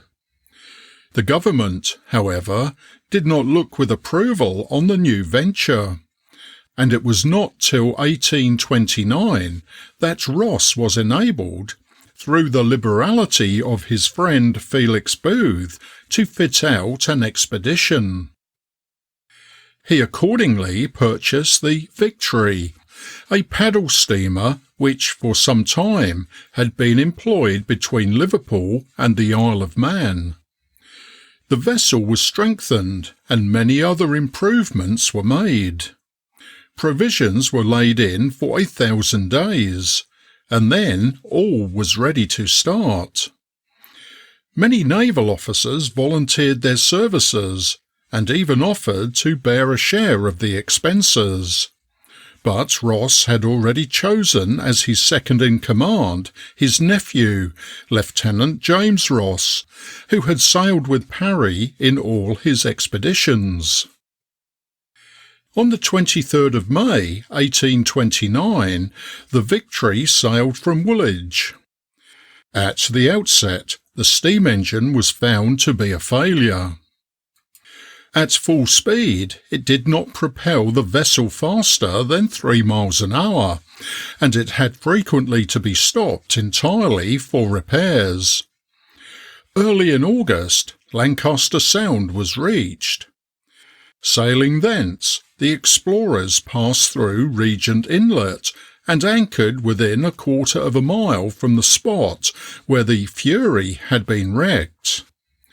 "It was with no common interest," writes Ross, "that we proceeded to the only tent which remained entire. The canisters of preserved meat and vegetables had been piled up in 2 heaps, and though quite exposed to all the changes of the climate for 4 years, they had not suffered in the slightest degree." On opening the canisters, he was surprised to find that all the provisions were in an equally good condition. From this store, Ross replenished his own stock, and then sailed away to make fresh discoveries. Pursuing a southwesterly course, a few bays and rivers were named, and then the explorers came upon a land stretching far to the south, to which the name of Boothia was given, in honour of Felix Booth, who had fitted out the expedition. Going on shore with all the officers, Ross hoisted the colours and took formal possession of the land in the name of the king. As the season was now rapidly drawing to a close, he decided to take up his winter quarters as soon as possible. With great difficulty, on account of the quickly accumulating ice, a large and sheltered bay was reached, which promised a safe harbour, and arrangements for making the Victory a comfortable abode were at once begun. An embankment of snow was thrown up around the vessel, and the deck was covered to the depth of 2½ feet. The dreary monotony of the winter was unrelieved by any noteworthy incident. A number of Eskimos visited the ship, and one old man, who had lost his leg in an encounter with a bear, was, to his great astonishment and delight, supplied with a wooden one by the ship's carpenter. The explorers invited several of the natives to dinner, and were greatly astonished at the relish with which they drank large quantities of oil, in preference to any of the other liquids which were offered to them. It was not till the 17th of September, 1830, that the ice drifted off the land, and the Victory was once more afloat. She had only advanced 3 miles when she was stopped by ice. In a few days she was again frozen in, and destined to spend another winter in almost exactly the same spot as before. This circumstance had a depressing effect on the minds of the men, but their leader did not allow them much time for indulging in melancholy forebodings, and it was during this, the second season of their imprisonment, that the one great and important discovery of the expedition was made. For many years the exact position of the magnetic pole had engaged the attention of navigators, but no satisfactory solution of the question had yet been achieved. To set the matter at rest was now the object of Ross's ambition. On the 27th of May, 1831, he set out, accompanied by his nephew and several men. Crossing the Isthmus of Boothia, and journeying along the shores of a wide inlet on the western side of the peninsula, they at length reached a point which was calculated to be within 14 miles of the great object of their search. Leaving behind the larger part of their baggage and provisions, they hastened forward, and at 8 o'clock on the morning of the 1st of June, they stood upon the source of that mysterious agency by which vessels trace their path through the ocean and towards which millions of compasses are ever pointing, the magnetic pole. There was nothing in the appearance of the surrounding country to indicate so famous a spot. The land was low near the coast, rising about a mile inland into ridges 50 or 60 feet high. Nature had erected no monument to denote the spot which she had chosen as the centre of one of her dark and great powers. The explorers hoisted the British flag and took possession of the magnetic pole and its adjoining territory in the name of Great Britain and King William IV. The commander also raised a lofty cairn, under which he deposited a canister containing a record of his discovery. On the 13th of June, they returned to the ship. In August, another attempt was made to get the Victory into open water, but she had only sailed 4 miles when she was again frozen up for the third winter. The health of the men now began to be affected, and it became evident that if, in the ensuing summer, the ship could not be moved, the men must. Their only means of escape was to proceed in the boats, draw them over the ice to Fury Beach, when, after supplying themselves with a fresh stock of provisions, they might reach Davis Strait and return to England in one of the whalers. Accordingly, on the 29th of May, 1832, the Victory was abandoned, and her crew commenced one of the most laborious marches on record. In little over a month, they reached Fury Beach, where they obtained a plentiful supply of provisions. Launching their boats on the 1st of August, they steered to the north, but, meeting with a continuous stretch of ice, the unfortunate explorers were compelled to return to Fury Beach, where they spent their 4th Arctic winter in a canvas house. Scurvy, that scourge of the polar regions, broke out, and 1 man died.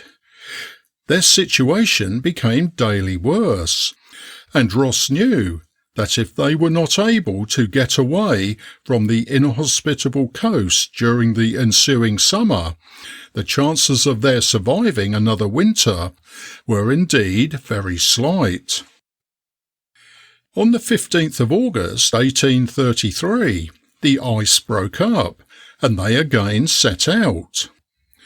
For once, fortune smiled on them, and, aided by a favourable breeze, they reached Regent Inlet. Here they encamped, but after a few hours' rest, they were once more afloat, and, during the next day, made 72 miles. Then the wind fell away, but the men were not now to be denied progress. They got out their oars and rowed for 20 hours, till they were utterly exhausted. A few days of stormy weather followed, during which they were confined to their tent, but this did not cause them much uneasiness, for they were now near the end of their wanderings. early on the morning of the 26th of August, a sail was seen. Failing to attract the attention of those on board the vessel, Ross and his men launched their boat, and by dint of hard rowing, approached near enough for their signals to be seen. A boat was at once sent to their aid, and they were taken on board. Strange to say, the ship was the Isabella of Hull, the identical vessel which Ross had commanded in his first voyage to the Arctic seas. She carried them safely to England, where they arrived on the 19th of October 1833, after an absence of 5 years. During this expedition, 600 miles of coastline had been discovered, and the importance of the information obtained regarding the magnetic pole cannot be overestimated. Ross received the credit of having performed a great public service, and the honour of knighthood was conferred upon him. His nephew was promoted to the rank of post captain, and all who had taken part in the expedition were suitably rewarded. End of Chapter 8. Chapter 9. The Search for Franklin. Nearly 2 years had elapsed since the departure of the Franklin expedition in the Erebus and Terror, and as no tidings were received, the feeling became general throughout England that some disaster had befallen the gallant explorer and his men. A council of naval officers of Arctic experience was held, and it was decided to make preparations for a relief expedition should no news arrive during the summer. The season passed, but the ominous silence continued unbroken, and the suggestion of the council took definite shape. It would be impossible, within the limits of this book, to give even the briefest account of the numerous expeditions which were sent out to search for Franklin during the next few years. The government fitted out a whole fleet of ships. The Hudson Bay Company equipped several land parties, and Lady Franklin, the noble wife of the heroic explorer, spent the greater part of her fortune in trying to obtain news of her husband's fate. America also came to her aid, and Henry Grinnell, a merchant of New York, sent 2 vessels to the Arctic Sea at his own expense. The people of Tasmania sent the sum of £1,700 to clear away the mystery that enshrouded the fate of their former governor.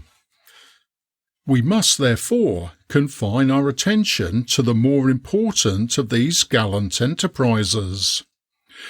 The first news of the missing expedition was obtained in 1850 by Captain Penny of the Lady Franklin, who discovered the first winter quarters of the Erebus and Terror.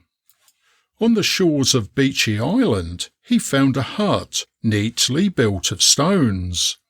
On one side of it was a recess which had been evidently used as a fireplace, as there were still a few handfuls of coal lying in it. Scattered about were a number of tins bearing the label of a variety of preserved meat which had been furnished in large quantities to Franklin's expedition. Torn mittens, cotton rags, and a newspaper bearing the date of September 1844 were also found. Further search revealed many other evidences of the former presence of their countrymen, but there was no written record to tell in what direction they had gone. Along the northern shore of the island, the graves of 3 of the crew of the Erebus and Terror were found, with the following inscriptions: "Sacred to the memory of John Torrington, who departed this life January the 1st, AD 1846, on board HMS Terror, aged 20 years. Sacred to the memory of John Hartnell, AB, of HMS Erebus, died January the 4th, 1846, aged 25 years. Thus saith the Lord of hosts, consider your ways. Haggai 1:7. Sacred to the memory of William Brain, RM, of HMS Erebus, died April the 3rd, 1846, aged 32 years. Choose ye this day whom ye will serve. Joshua 24:15. I thought, said one of the officers, I traced in the epitaphs on the graves of the men from the Erebus the manly and Christian spirit of Franklin. In the true spirit of chivalry, he, their captain and leader, led them amidst dangers and unknown difficulties with iron will stamped upon his brow, but the words of meekness, gentleness and truth were his device. On the 10th of January 1850, another ship, named the Investigator, sailed from the Thames to take part in the search. She was commanded by Captain McClure, an officer of great courage and experience. His instructions were to proceed to the Arctic Sea by way of Bering Strait. On the 21st of August, the Investigator crossed the mouth of the great River Mackenzie, and in 10 days reached Cape Bathurst. The season was now drawing to a close, and instead of the usual continued daylight, 3 hours of every night were dark. At intervals during this period, guns and rockets were fired to serve as signals to any parties of the Franklin expedition that might be in the neighbourhood. While at Cape Bathurst, McClure carried on communication with the Eskimos and tried to find out if they knew of the existence of land to the north, but without success. Having obtained a promise from the natives that they would be kind to any white men who came that way, the captain resumed his voyage. Pushing on in a northeasterly direction, he entered Prince of Wales Strait, where on the 30th of September he found himself beset by ice and unable to extricate the ship. The early days of October were spent in making everything on board as comfortable as possible, and as the commander knew that in the Arctic regions despair meant death, he determined to give his men no opportunity for indulging in a weakness which the monotony of the surroundings made only too easy. He accordingly organised a number of expeditions to explore the lands on either side of the strait. On the 21st of the month, he himself set out on a sledge excursion to Barrow Strait, about 30 miles distant. The 26th of October 1850 was a red-letter day for the explorers, and marked an epoch in the history of Arctic discovery. On the morning of that day, they ascended a hill 600 feet high before daybreak. As the sun rose, a wondrous panorama was revealed. Prince Albert Land stretched away to the eastward, and Banks Land was seen to terminate in a low point about 12 miles ahead. Away to the north, across the entrance to the Prince of Wales Strait, extended the frozen waters of that western reach of Barrow Strait, now known as Melville Sound. Raised as they were at an altitude of 600 feet above its level, the eyesight embraced a distance which precluded the possibility of any land lying in that direction between them and Melville Island. a northwest passage was discovered. All doubt as to the existence of a water communication between the two great oceans was removed, and it now only remained for Captain McClure and his men to perfect the work by traversing the few thousand miles of water between them and their homes. The explorers spent other 2 winters in the ice, but little progress was made towards the goal of their ambition.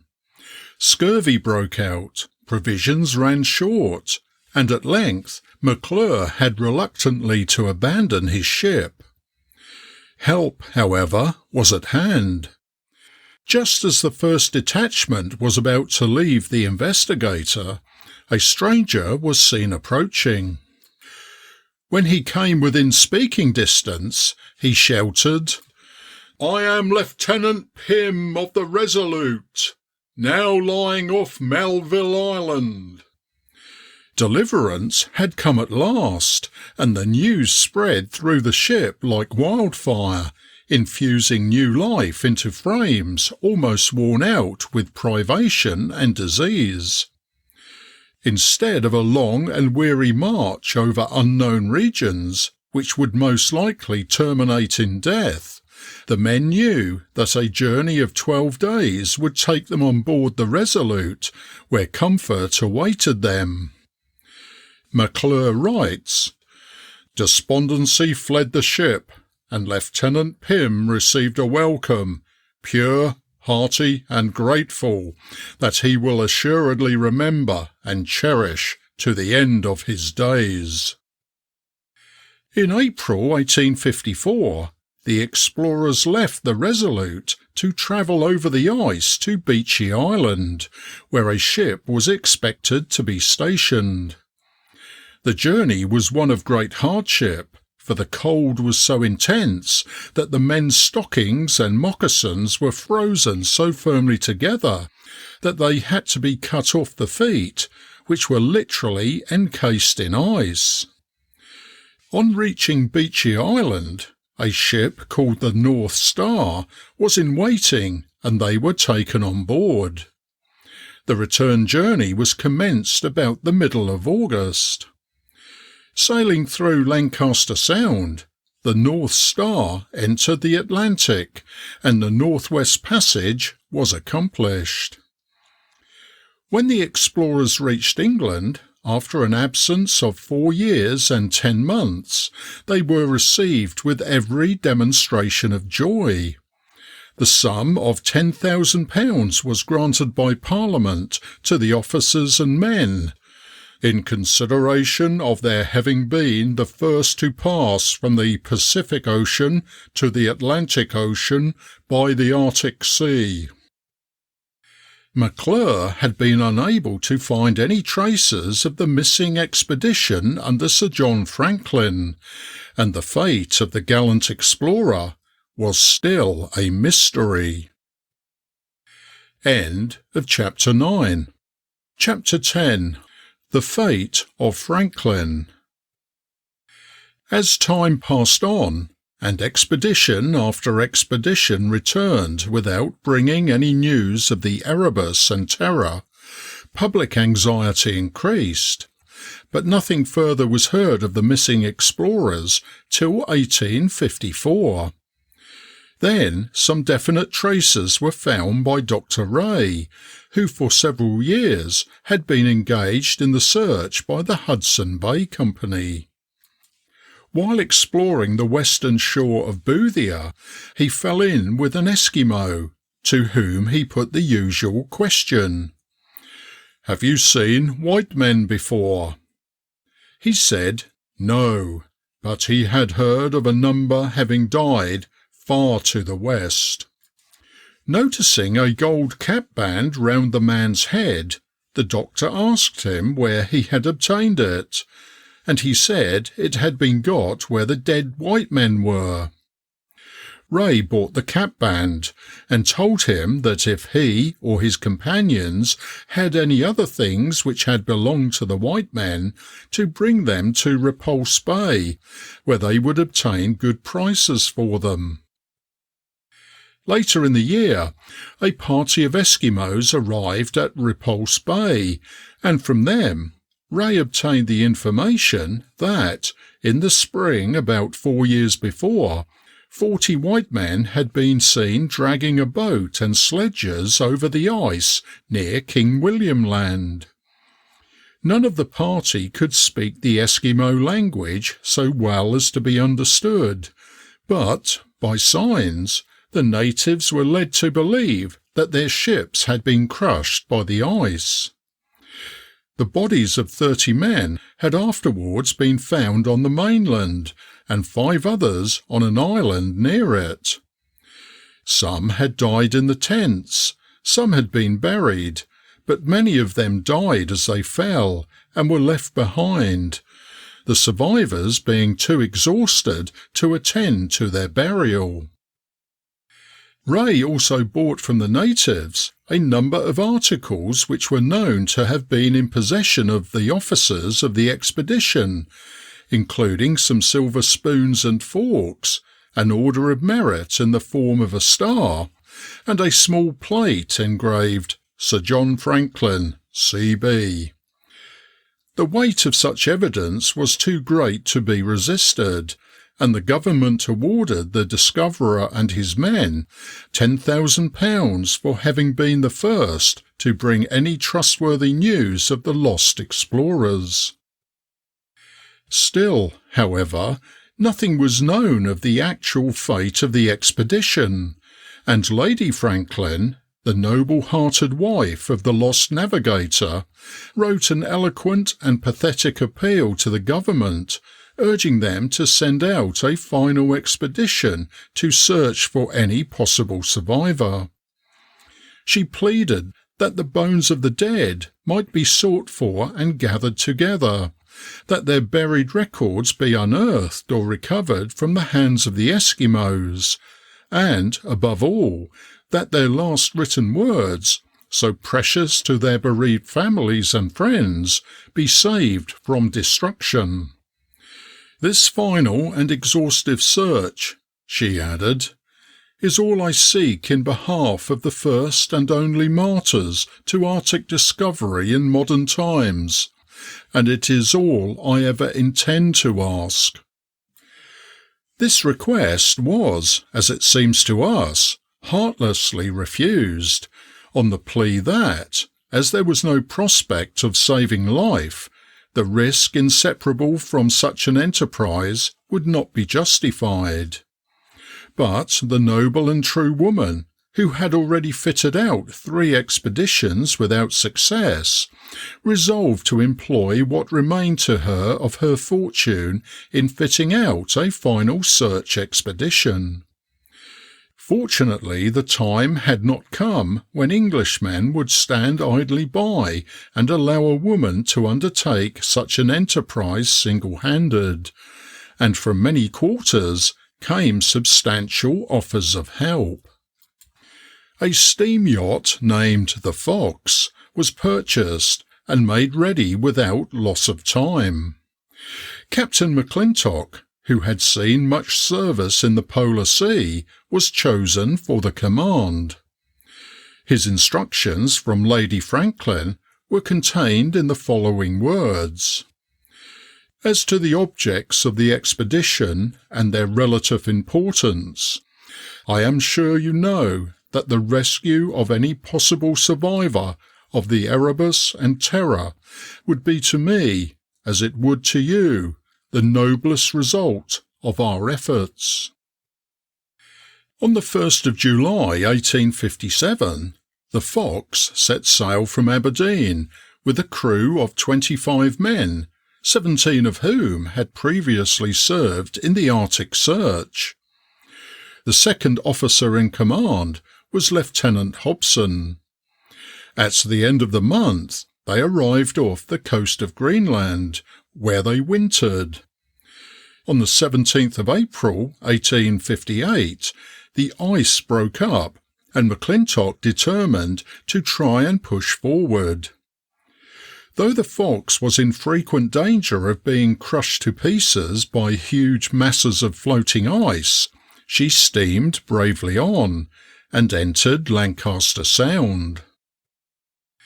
Sailing through Barrow Strait, McClintock steered in a southerly direction for 25 miles down Peel Strait, when he had to return on account of the ice. Several Eskimos were seen, but none of them had any knowledge of the missing ships or men of Franklin's expedition. The winter of 1858-59 was spent in Bellot Strait, which divides Boothia from North Somerset, and preparations were made for a series of sledge excursions in the spring.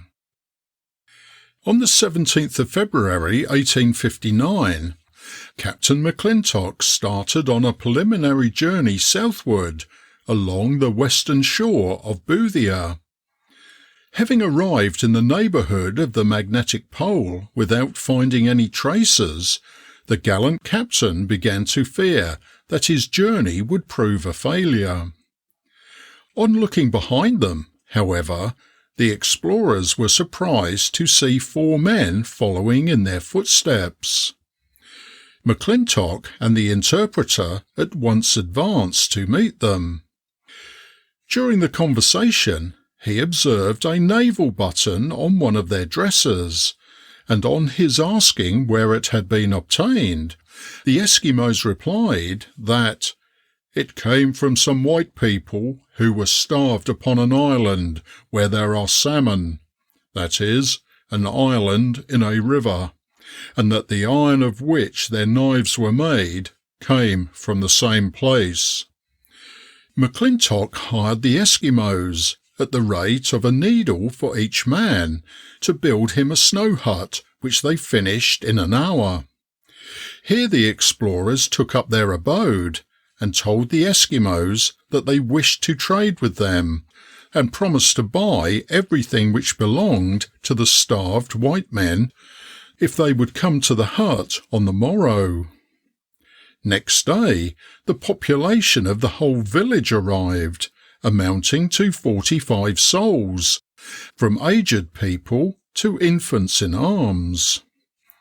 McClintock purchased all the relics they produced, consisting of 6 silver spoons and forks, a silver medal, part of a gold chain, several buttons, and knives made of the iron and wood of the wreck, as well as bows and arrows constructed of materials obtained from the same source.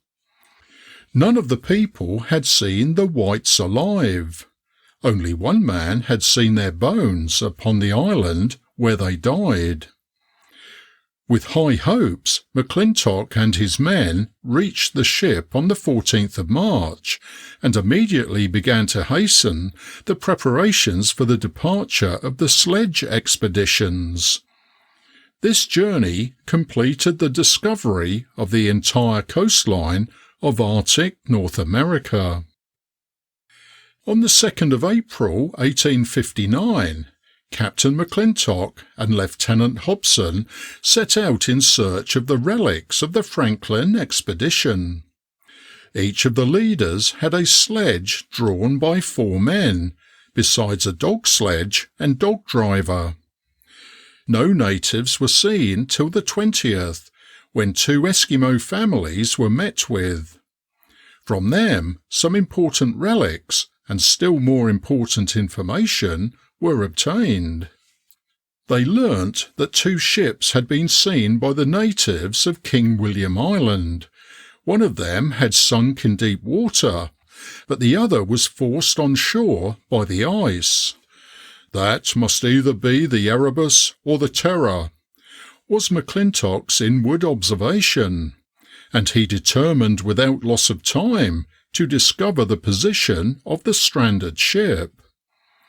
With this object in view, he dispatched Lieutenant Hobson to examine the west coast of the island, while he proceeded to explore the east coast.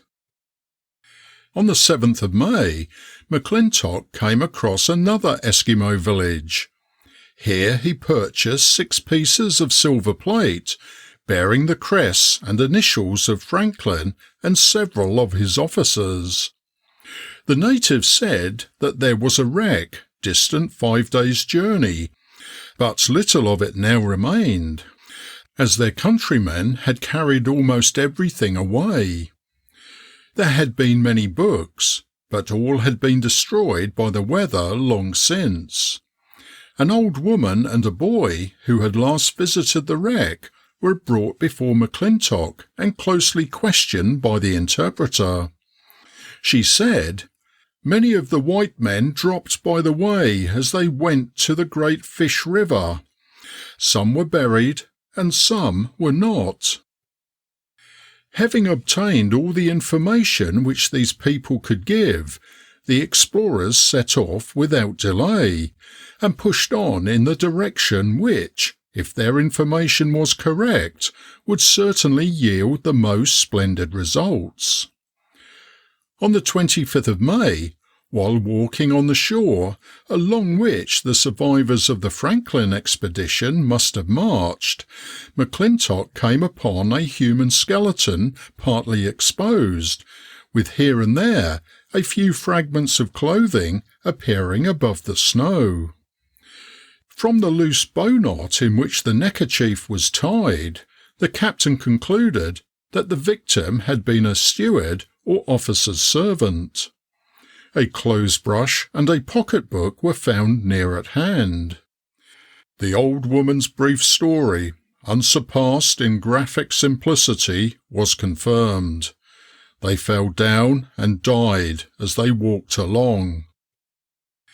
Pressing on for 12 miles, McClintock came upon a small cairn, which the gallant Hobson, who had outmarched him, had built.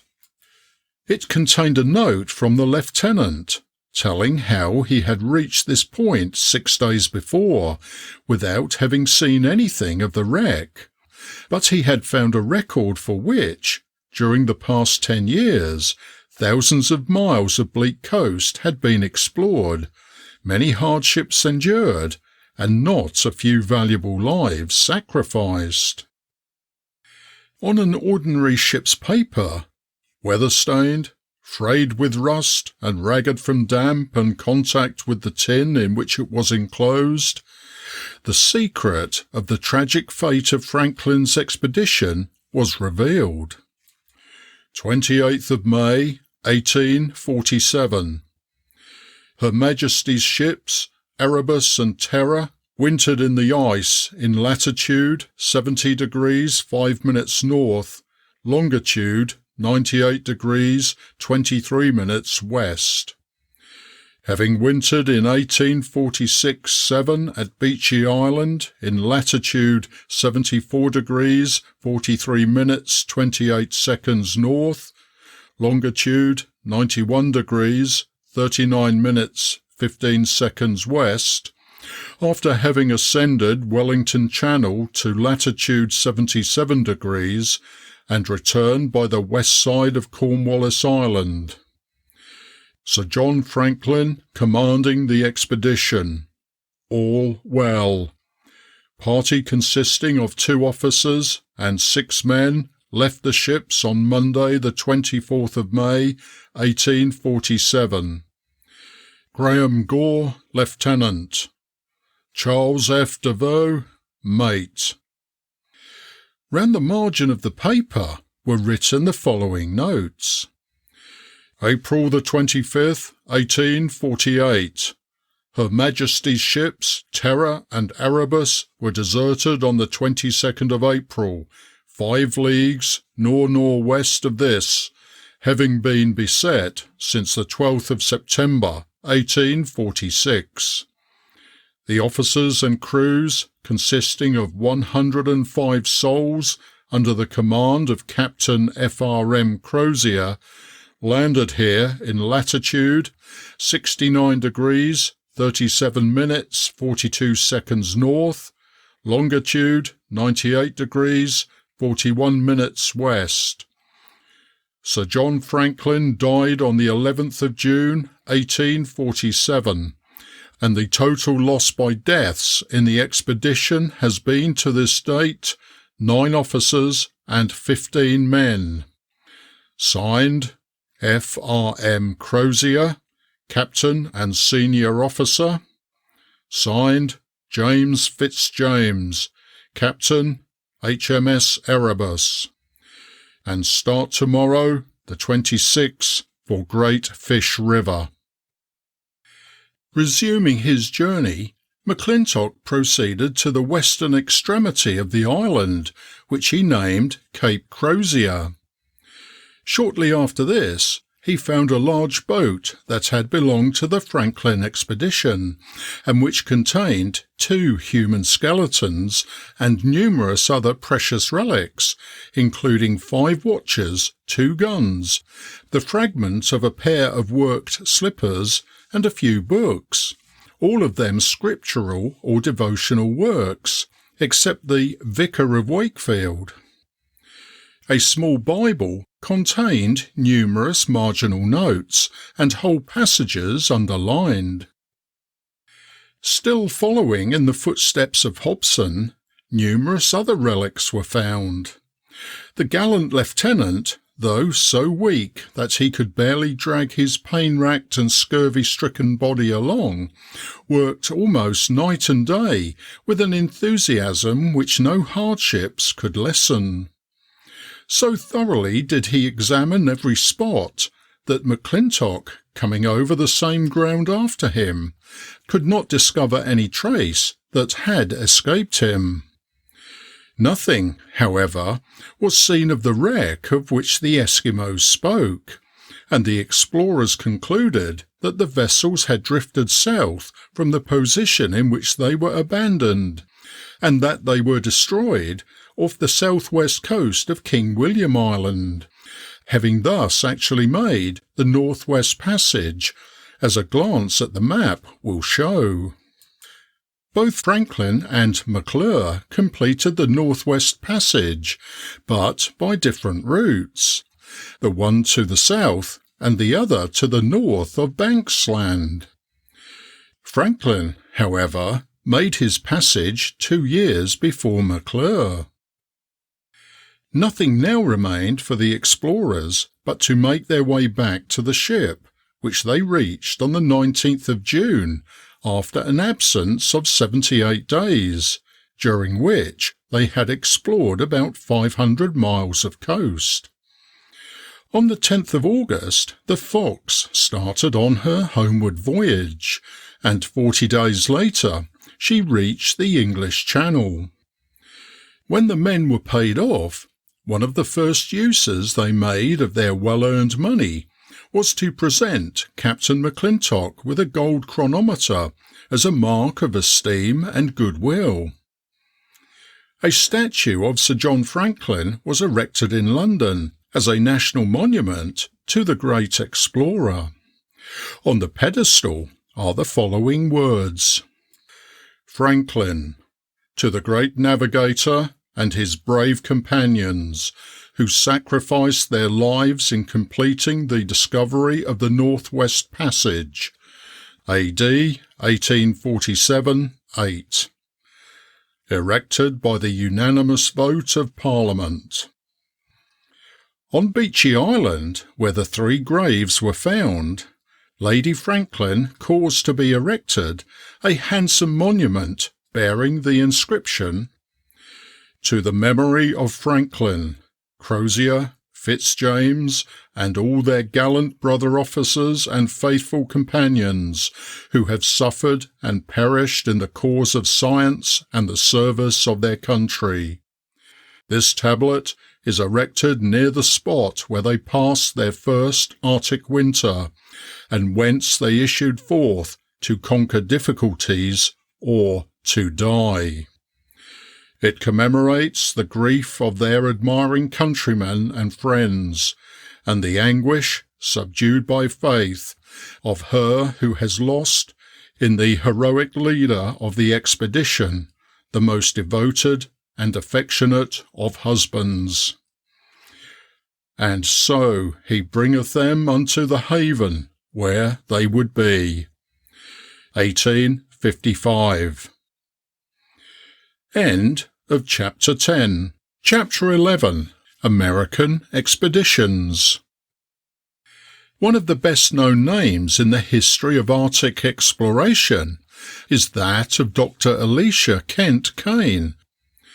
Though his expedition is usually considered as belonging to the Franklin search, it more properly comes under consideration in a chapter devoted to the part taken by our American kinsman in endeavouring to open up a way to the North Pole.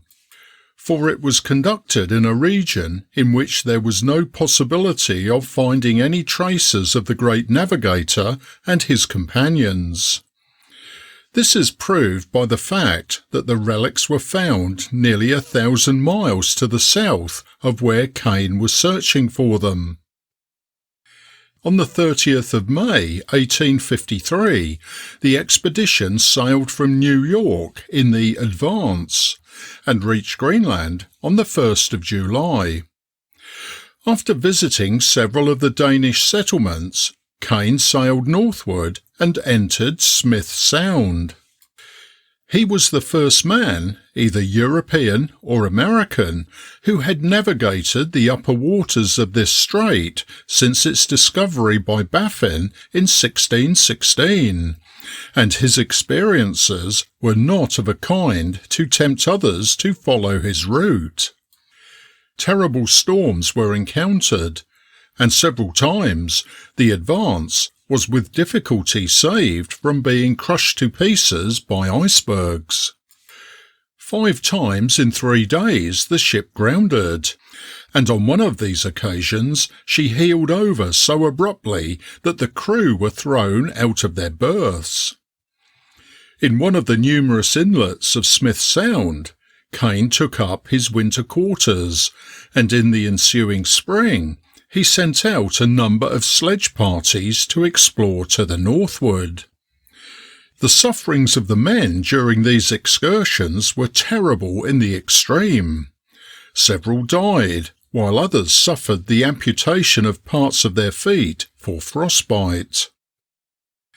The chief discovery of the expedition was made on the 4th of May 1854. 7 days previously, Kane left the ship with a sledge party to explore the eastern shore of Smith Sound. After struggling on through snow up to their waists, which obliged them to unload the sledges and carry the cargo, they reached a most gigantic glacier, stretching along the coast in an unbroken line for 45 miles, and varying in height from 300 to 500 feet. This, the largest glacier known to exist, Kane named after Humboldt, the great scientist. Returning to the ship, Kane sent forward another party to explore the coast north of the great glacier. William Morton, the strongest man in the ship, was chosen to lead the enterprise. After passing the Humboldt Glacier, he pushed onward over a solid area choked with bergs and frozen fields. As he advanced, the ice became weaker and the dogs, seized with fear, refused to advance. At length, the firmer ice was reached, and shortly afterwards open water was seen 2 miles farther up the channel. In a perfect fever of excitement, he pushed on alone, and, climbing from rock to rock, he at length reached a point from which he gazed on the waters of an open polar sea. Morton named the point on which he stood Cape Constitution, and then made his way back to the ship. The Advance had now spent 2 winters in the ice, and the state of affairs on board was appalling. Every man was stricken with scurvy, and the ship was little better than a floating hospital. Provisions were exhausted, and it seemed as if the region from which they had expected fame would at last be their grave. Kane, therefore, decided to abandon the ship and make for the nearest Greenland settlement. The retreat began, and for 84 days the miserable survivors dragged themselves along till they reached a Danish settlement on the west coast of Greenland. Here they found an American man-of-war, in which they returned to the States in safety. The next American expedition did not set out till 1860. In that year, Dr. Hayes sailed from Boston in the schooner United States, with a crew of 14 men, to continue the exploration of Smith Sound and prove the existence of an open polar sea. The explorers arrived safely at the entrance to the strait, but here their troubles begun. Storms came on, and all attempts to make the passage of the Sound were in vain, and they were compelled at length to take shelter in a small bay some distance to the southward of Kane's winter quarters in the Advance. In this bay, which Hayes named Port Falk, they awaited the arrival of spring. On the 4th of April 1861, Hayes set out on a sledge excursion to the north. After a journey of 46 days, he had the satisfaction of reaching a point farther north than that attained by Morton in the previous expedition. His farther progress was, however, stopped by extensive cracks in the ice. Wishing to find out what lay beyond, he climbed to the summit of a rugged cliff about 800 feet high, and was rewarded for his toils by a sight which, to his mind, accomplished the object of the expedition.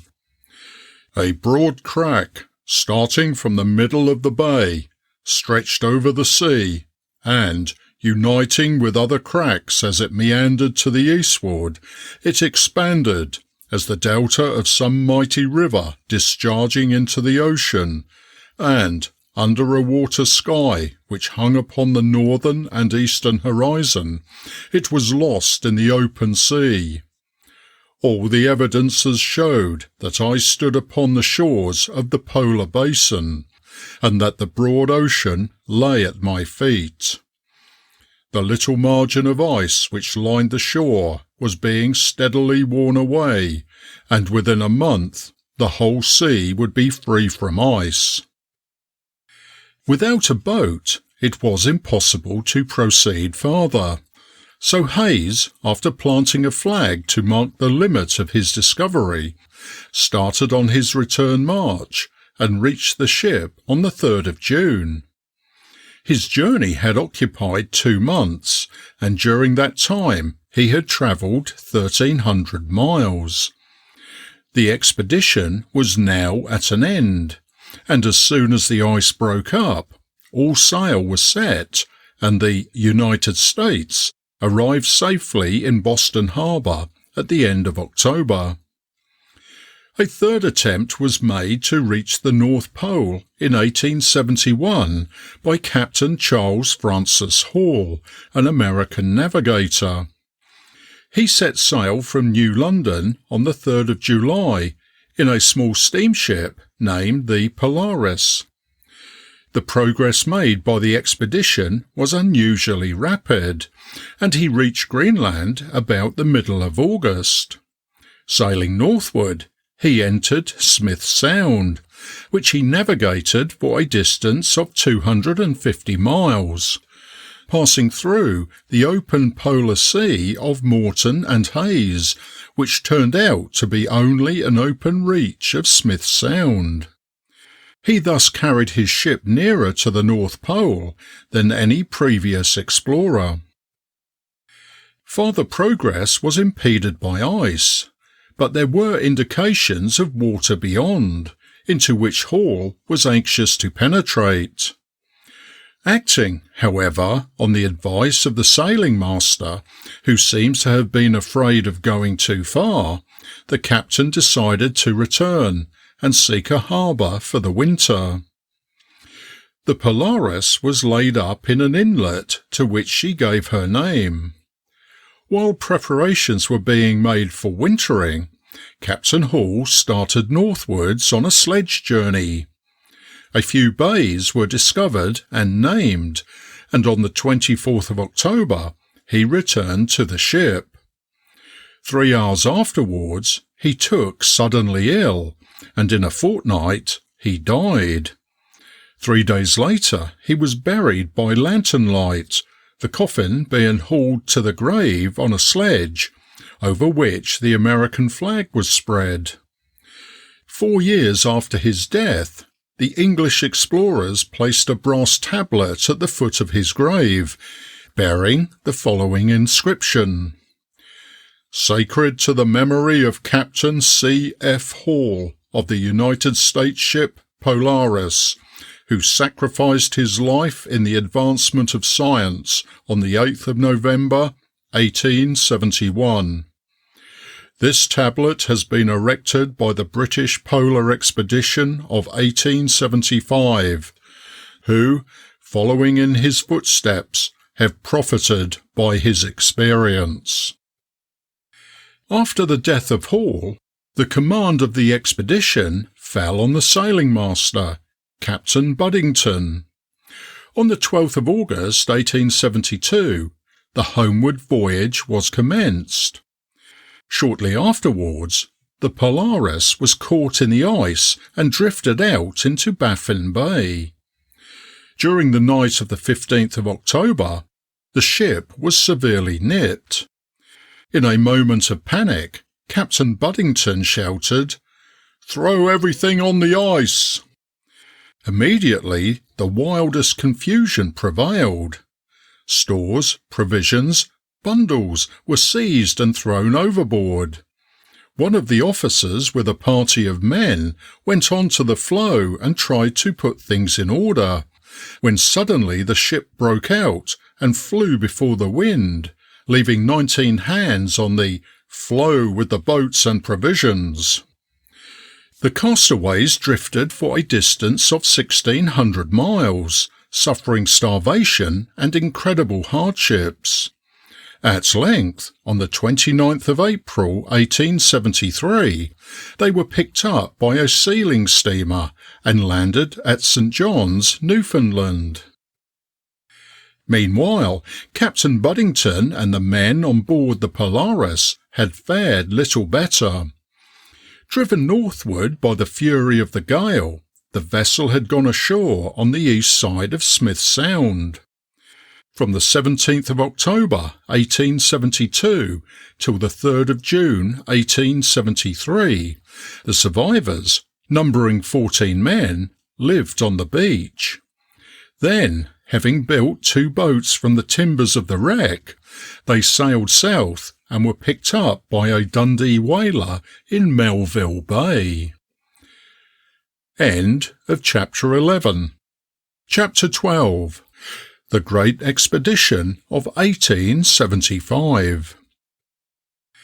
During the long period of 20 years, from the time that the Investigator was abandoned in the ice, the British government appear to have considered Arctic discovery as a play that was hardly worth the somewhat expensive candles used in its illumination, and the honour of Great Britain as the first maritime power of the world was maintained in the Arctic seas wholly by private enterprise. The success of the American expeditions under Kane, Hayes and Hall roused many of our most distinguished geographers and men of science to action, and early in 1874 they petitioned the government to send out an expedition of discovery to the Arctic regions to uphold the naval renown of England. It was not, however, till the 17th of November that Mr. Disraeli, the Prime Minister, announced that Her Majesty's government had determined to lose no time in organising a suitable expedition to explore the region of the North Pole. Energetic steps were at once taken to hurry on the preparations. 2 ships, named the Alert and the Discovery, were commissioned, and George S. Nares, the distinguished captain of the Challenger, was ordered home from Hong Kong to take the command. Sir Leopold McClintock superintended the fitting out of the vessels, and no labour or expense was spared that might ensure the success of the expedition. On the 25th of May, 1875, the Alert and the Discovery left Portsmouth Harbour amid the hearty cheers of a vast crowd of spectators. Before starting, Captain Nares received a telegram from the Queen saying, "I earnestly wish you and your gallant companions every success, and I trust that you may safely accomplish the important duty you have so bravely undertaken." To this, Nares sent the following short and sailor-like reply: "Her Majesty may depend on all doing their duty." A stormy passage across the Atlantic thoroughly tested the qualities of the ships, and it was not till the 6th of July that the coast of Greenland was reached. Here, several days were spent in taking on board additional stores and coal. An interpreter, an Eskimo guide, and 24 dogs were also shipped.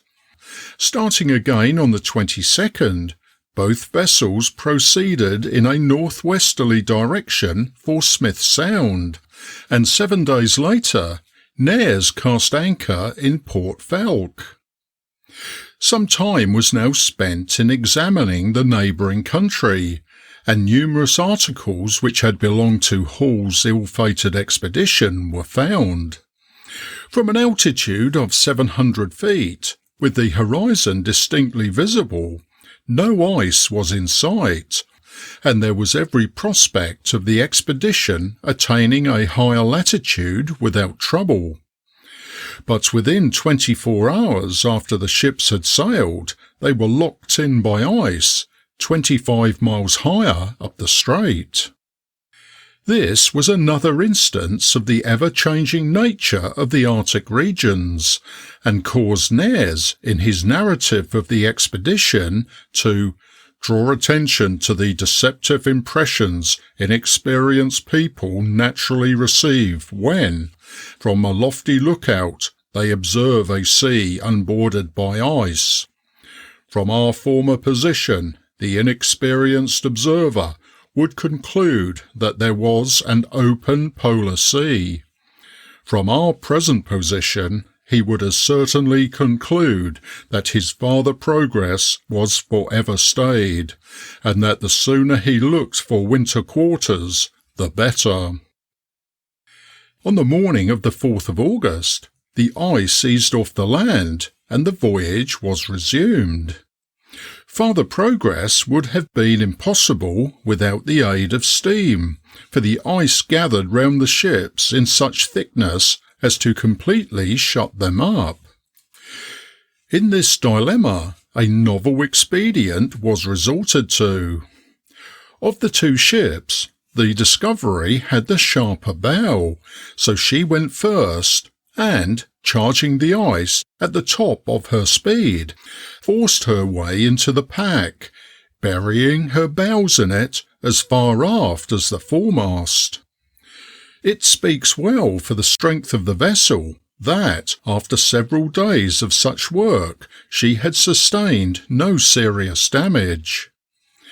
Lady Franklin Bay was reached on the 24th of August, and, finding there a suitable place for winter quarters, Nares decided to leave the Discovery and push northward with the Alert.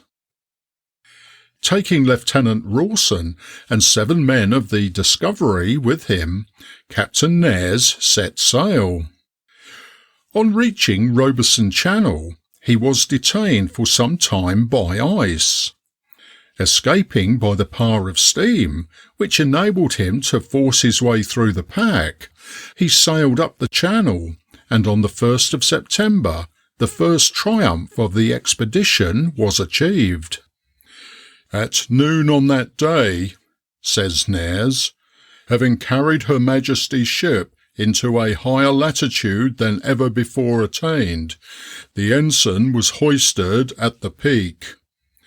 The explorers had now arrived on the shore of the Arctic Ocean, but they found it exactly the opposite of an open polar sea, and on the 16th of September the Alert was effectually closed in for the winter. Everything was now made snug on board. The ship was housed over, and all the provisions and stores that were not likely to be harmed by the weather were placed on shore. The winter passed away so pleasantly that, not until the sun actually returned on the 1st of March, did we in any way realise the intense darkness we must have experienced for so long a period. During the early days of spring, a light sledge party set out and, after a journey of 60 miles, reached Discovery Bay, the winter quarters of their consort, where they found all well. In April, the great sledge excursions were commenced. 7 sledges, with 53 officers and men, all in excellent health and spirits, set out from the Alert.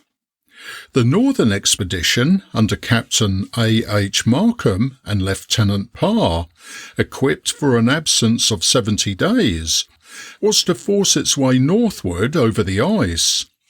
The Western Expedition, under Lieutenant Aldridge, was to explore the north shore of Grant Land, and the Greenland Expedition, under Lieutenants Beaumont and Rawson of the Discovery, was to explore the northern shores of Greenland. Each sledge carried extra tea in lieu of the midday allowance of spirits. Both officers and men were unanimous in favour of the change, and willingly put up with the misery of standing still in the cold during the long halt needed for the purpose of boiling the water, and all agreed that they worked better after the tea lunch. In May, scurvy broke out on the Alert, but the symptoms were not so serious as to cause any alarm. It spread, however, with great rapidity, and in a few weeks 20 of the crew were under the doctor's care. A message from Captain Stevenson of the Discovery at this time stated that 4 of his men were also down with the disease. Considering the ample equipment and carefully prepared provisions with which the 2 ships were furnished, the outbreak was both inexplicable and unlooked for. The disease was not, however, confined to those left behind in the ships. On the 8th of June, Lieutenant Parr arrived with the news that nearly the whole of the crew belonging to the northern sledge party had been attacked with scurvy and were in need of immediate assistance. Markham had succeeded in bringing the invalids to a point 30 miles from the ship, but each day was adding to the number of the sick and making progress more difficult. He had therefore decided to halt and send Parr forward to bring relief. A rescue party was immediately dispatched under Lieutenant May, but before it arrived, one of the men died. Fresh food and medicines saved the lives of the remainder, and by easy stages they returned to the ship. Out of the 37 men composing this expedition, the 2 officers alone escaped the disease. Markham's journey was productive of great results. It had been an incessant battle to overcome ever-recurring obstacles, each hard-won success stimulating them for the next struggle. Instead of advancing with a steady walk, more than half of each day was spent by the whole party facing the sledge and pulling it forward a few feet at a time. Under these circumstances, the distance attained, short as it may be considered by some, was truly marvellous. Though they had only reached a point about 80 miles from the ship, the total distance travelled was 276 miles on the outward and 245 miles on the homeward journey. Markham and his brave companions had carried the Union Jack within 400 miles of the North Pole, and they would have attained a still higher latitude had not the condition of the men made an immediate return imperative. Fears for the condition of the Western explorers now caused Nares to send out a sledge party under Lieutenant May, with the necessary remedies should they be found suffering from scurvy. On the 19th of June, he met them near the spot to which Markham had returned without assistance. Scurvy had been at work among this party also, and there was only one man, besides Lieutenant Aldridge, who was not completely prostrated. Relief had come just in the nick of time, for they would not have been able to travel another day. Many of the poor fellows were so weakened by their sufferings that they burst into tears on the arrival of help. Under the influence of the medicines and generous diet which May had brought with him, the scurvy-stricken men gradually recovered and reached the ship after an absence of 82 days. Lieutenant Aldridge had explored 230 miles of coast, the greater part of which had never before been visited. No land or appearance of land was seen at any time to the northward or westward, from which circumstance Nares concluded that no land could possibly exist within an attainable distance from the coast. The Greenland expedition had fared no better than the other two. Shortly after they had started, one of the men developed symptoms of scurvy and had to be taken back by Lieutenant Rawson. Beaumont continued his journey and succeeded in reaching latitude 82 degrees 18 minutes north, and discovering what seemed to be an island, but most probably a continuation of the Greenland coast. Scurvy was by this time rampant among the men, and the lieutenant had no alternative but to turn back.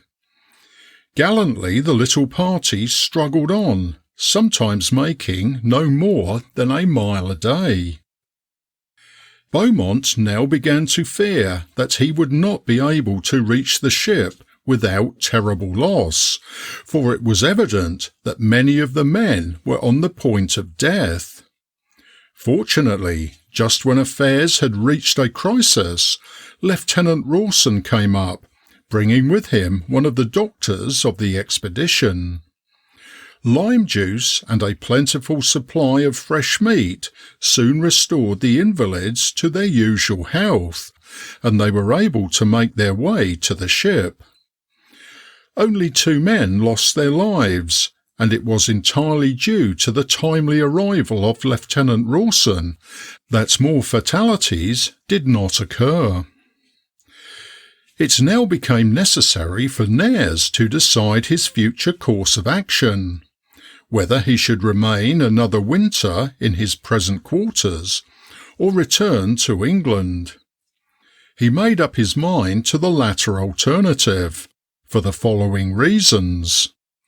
He says, "On considering the result of the spring sledging operations, I concluded that, owing to the absence of land trending to the northward and the polar pack not being navigable, no ship could be carried north on either side of Smith's Sound beyond the position we had already attained, and also that from any attainable position in Smith's Sound it was impossible to advance nearer the pole by sledges." Accordingly, on the 31st of July, the Alert sailed out of her winter quarters and steered for Discovery Bay. A month later, the two vessels in company steamed down the strait and on the 10th of September reached open water. On their arrival in England, the explorers were received with great enthusiasm, and the results of the expedition caused general satisfaction. Captain Nares had carried the Alert to a higher latitude than had ever before been reached in ships. He had discovered that the Polar Sea was a sea of ancient ice, and not, as had been said, an open sea. His sledges had reached a point nearer the pole than had ever before been attained, and he had conducted the whole expedition in a manner which showed that the heroic spirit that had won for Britain all the great prizes of Arctic discovery in the past still remained unimpaired. End of Chapter 12. Chapter 13. The Voyage of the Jeanette. George W. DeLong of the United States Navy, after some experience in the Arctic regions, expressed a strong desire to solve the problem which had baffled so many. He therefore made a request to Mr. James Gordon Bennett of the New York Herald to fit out an expedition to the North Pole. Mr. Bennett at once fell in with the proposal, and eager inquiries were made for a vessel suitable for the purpose. Great difficulty was experienced, as the owners of good sealers or whalers were not willing to sell their vessels at any price. At length, the Pandora, the property of Sir Allen Young, and used by him as a pleasure yacht in the Arctic regions, was secured, and its name changed to the Jeanette.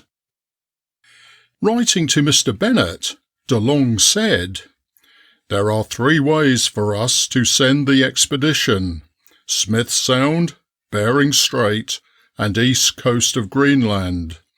Of the 3, I am in favour of Bering Strait." In this letter, the explorer gave an estimate of the expense of a 3 years' cruise, and asked for sealskin clothing, a number of dogs, and a quantity of coal to be provided at Alaska, and to be picked up on the route.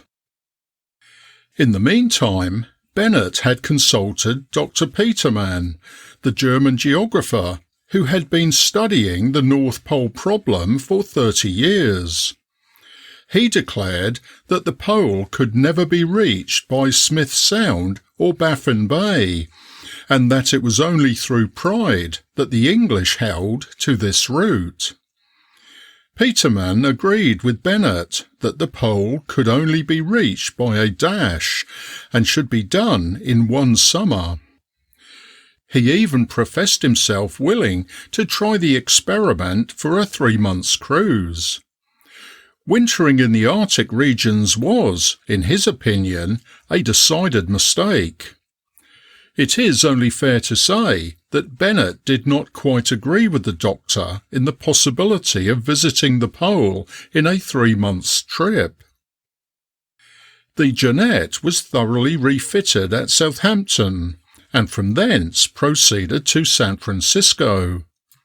Here numerous alterations were made, until at length DeLong expressed himself perfectly satisfied, declaring that the vessel's outfit was simply perfect for ice navigation, astronomical work, magnetic work, gravity experiments, or collections of natural history.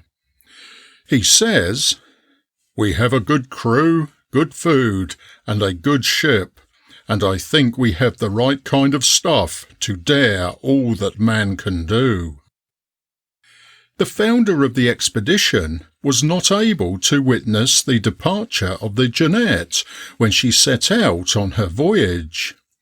He, however, sent a telegram to the captain, expressing confidence in his energy and pluck, and an assurance that if the vessel was icebound, he should spare neither money nor influence to send assistance.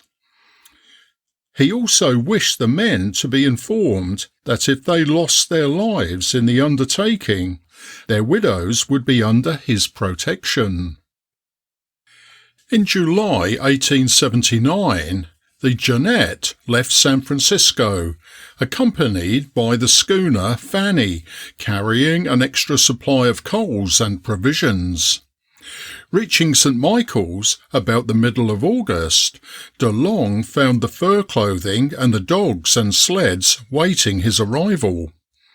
Here he took on board the cargo and provisions which had been brought by the schooner. Also 2 natives, to act as interpreter and dog driver. Having passed through Bering Strait, the vessel made for Herald Island, and drifted into an ice floe, to which it was anchored. For fear of being closed in, the ship was kept turning round in circles during the night. But little progress was made, for the ice was between 12 and 15 feet in thickness. Wherever a crack or a narrow opening showed itself, the vessel was judiciously rammed, and then, by backing and ramming, forced her way slowly through. On the 6th of September, the ship was unable to proceed any farther, and preparations were made to reach Herald Island by means of a sledge. This was successfully accomplished, but the island was reported to be of no use as a station for winter quarters. A few days afterwards, 2 large bears were caught in traps, and both of them were killed. When weighed, they were found to be 400 and 600 pounds respectively. The vessel continued to drift in the ice floe for several days, and during this time 2 walruses, each more than 1,000 pounds in weight, were shot. This was a valuable addition to the dogs' food. Though fast in the ice, their position gave the captain considerable cause for anxiety. The trembling and creaking of the ship, and the grinding and crushing of the masses of ice, were an evidence of the tremendous pressure which was being exerted. De Long describes the view of the ice floe as magnificent, though awful, and their position like that of living over a powder mill, waiting for an explosion. This experience of wintering in the pack was by no means agreeable, though the monotony, which is inseparable from an Arctic winter, was relieved by numerous hunting expeditions, in which bears and other animals were killed, and afforded a supply of fresh meat. On some days, neither the men nor the dogs dared to venture on the ice, which was very treacherous and unsafe. They therefore suffered very much from want of exercise. Near the end of November, the Jeanette had a severe nip. The pressure became so great that the deck seemed ready to burst open. If she had not been very strong, there can be little doubt that she would have been cut in two. De Long says that November was a month of gales, ice pressures and discomforts, mental and physical. He hoped that December would drift them quietly and peaceably nearer the pole. Christmas Day 1879 was the dreariest the captain had ever spent in his life. Yet up to this time the expedition had met with no serious mishap. It had, however, been very unfortunate, and the ice had closed round the vessel at an unusually early date, thus preventing them from making any progress. It was not until the officers and crew sat down to a grand banquet, prepared to celebrate the occasion, that they were for a time lifted out of their surroundings and able to forget the depressing influences which now seemed to be always present. Nothing further of any importance occurred till the 19th of January 1880, when a most alarming discovery was made. The ship was leaking. An examination showed that 2 streams of water, an inch in diameter, were making their way into the forepart of the vessel. The pumps were at once manned, and, with a view to finding out the extent of the damage, a number of men were sent to remove the ice round the bows. But after they had dug away some of the pieces, the ice formed again so quickly that the attempt had to be given up. No sign of injury could be seen outside, and a careful scrutiny inside showed nothing but the flowing of the water. De Long could therefore do nothing but keep the steam pump at work till an opportunity occurred of examining the vessel more thoroughly. Fortunately, the general health of the explorers suffered in no way from their long confinement, and with the return of spring, preparations were made to resume the voyage as soon as the ice broke up. In this, however, they were doomed to disappointment, and it was not until the 1st of September 1880 that the Jeanette was again on an even keel. This was but the beginning of fresh troubles. The leak, which had stopped on the 3rd of July after months of hard pumping, again broke out as mysteriously as before, and the pumps were once more brought into use.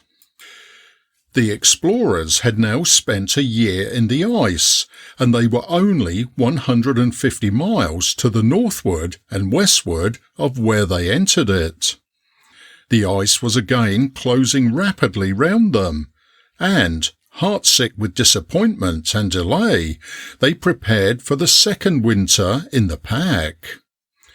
"We cannot," says De Long in his journal, "prevent any disaster that may befall us, and we have made all possible provision for its coming.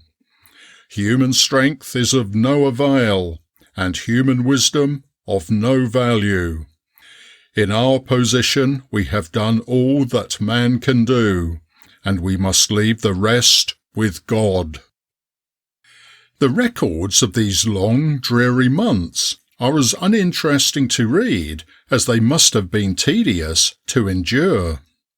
Eating, sleeping, and taking observations, with an oft-recurring bear hunt, followed each other with monotonous regularity.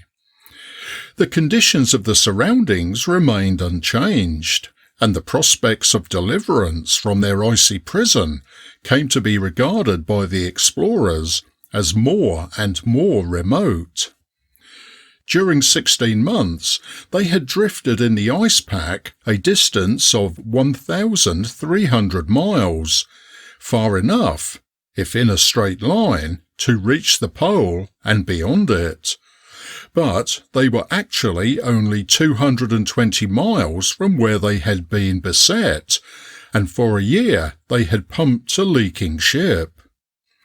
It speaks volumes for the stout-hearted spirit of the men that they did not give way to despair and become victims to disease and the rigours of the climate.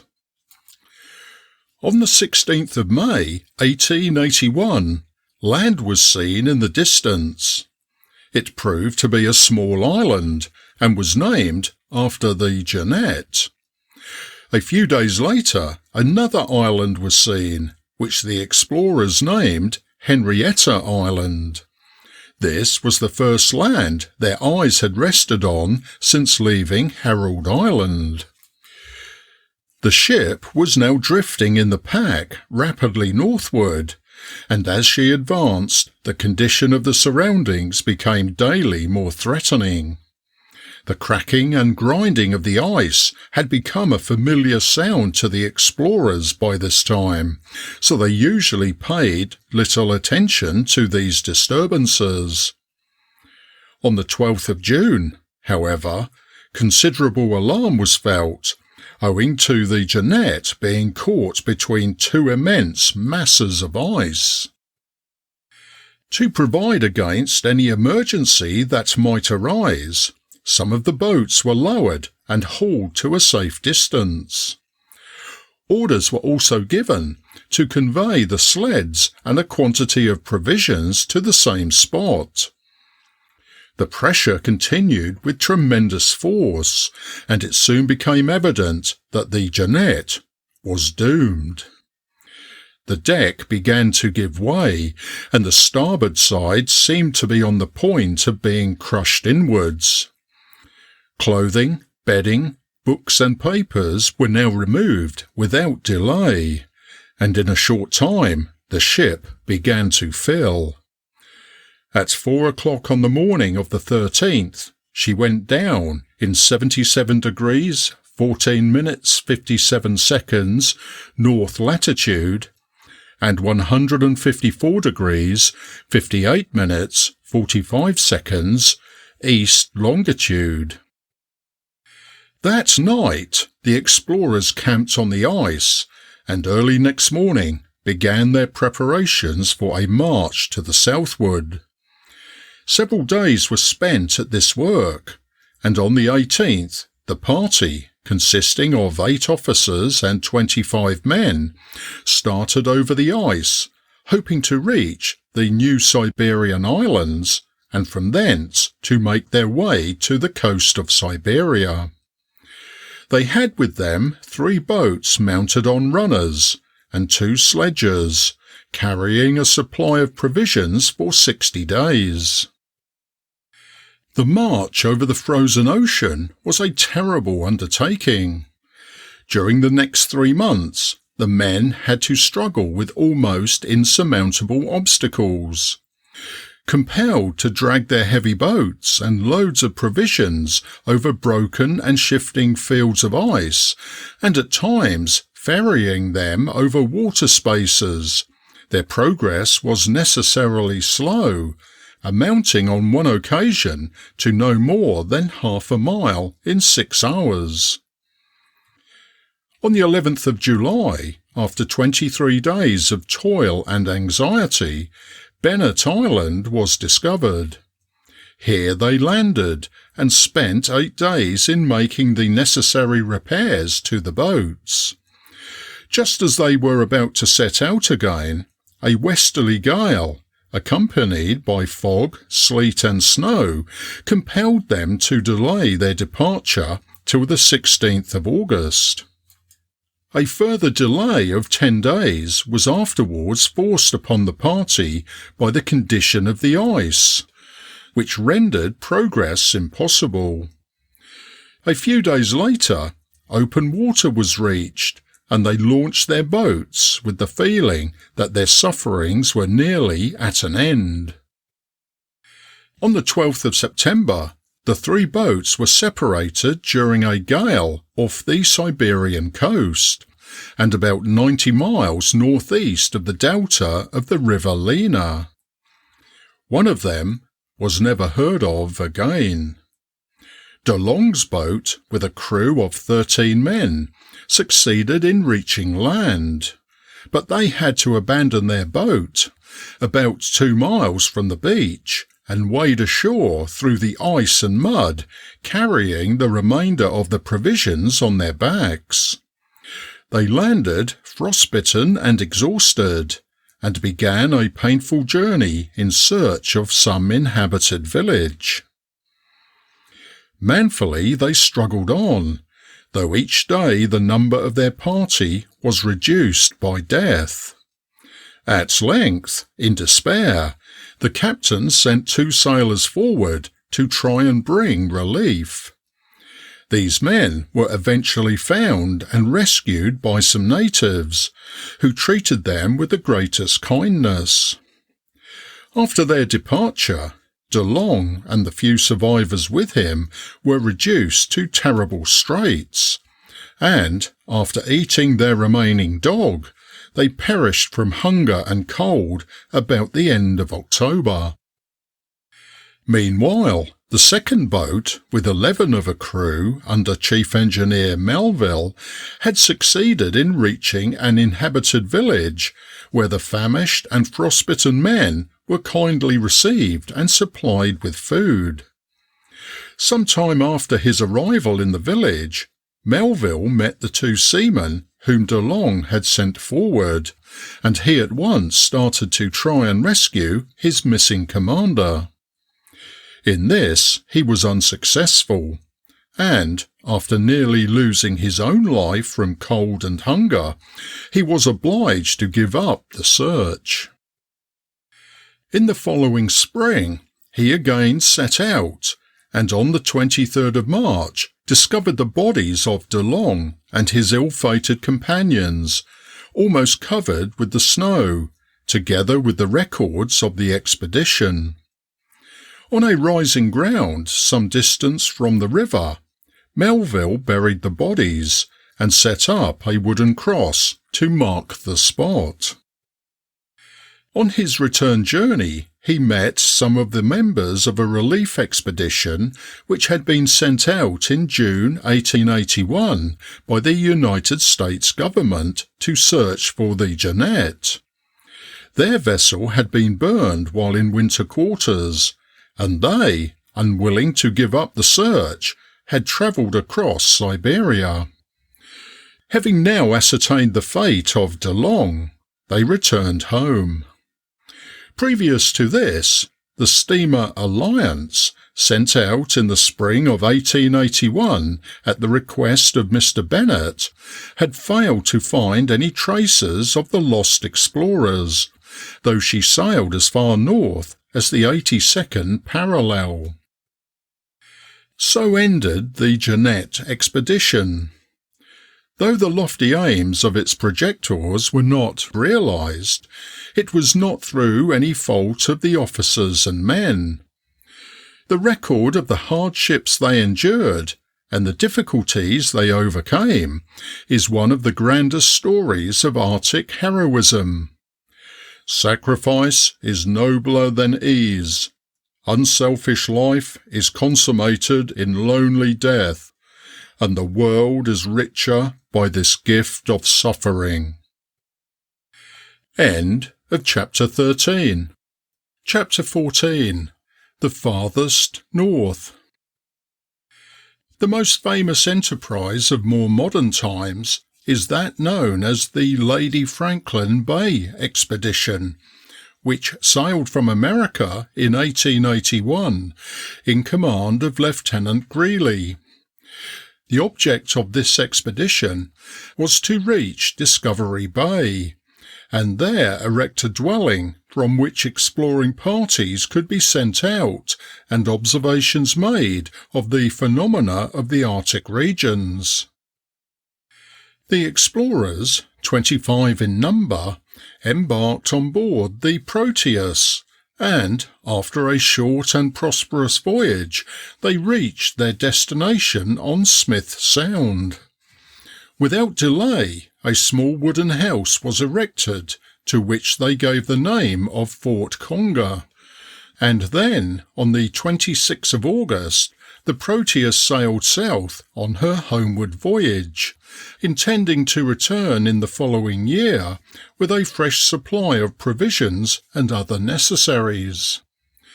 After the departure of the ship, Greely and his companions busied themselves in putting their house in order, in anticipation of their first Arctic winter. Never before had men in such a position a greater number of home comforts at their command. They were housed in a well-built wooden dwelling, with a plentiful supply of provisions, and they had a library containing, besides reference books and works on Arctic exploration, about 1,000 novels and magazines. A school was held 3 times a week, and for a short period a newspaper was conducted. Lectures and impromptu concerts were also given. Christmas Day was celebrated with due ceremony, and the rooms were tastefully decorated. And, for the first time under such circumstances, each man received a Christmas present, which had been sent by kind and thoughtful friends. With the return of spring, several sledge parties were organised. The equipment for each sledge consisted of an army tent, with sleeping bags of well-tanned buffalo hide, capable of holding 2 men. Dr. Pavey, the medical officer of the expedition, explored the coast some distance to the north of Cape Joseph Henry. Lieutenant Greely led a party into the interior of Grinnell Land, and Lieutenant Lockwood was entrusted with the exploration of the North Greenland coast. The journey performed by this last-mentioned officer was the crowning feat of the expedition, and ranks as the greatest in Arctic history.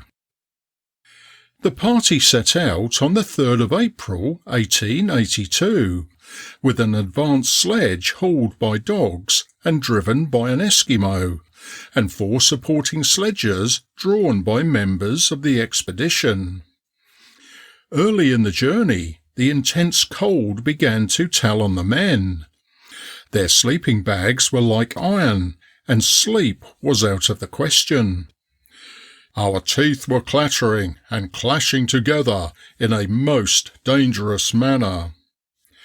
One of the men had his toes frozen in his sleeping bag, and the cook had his fingers frozen while preparing breakfast.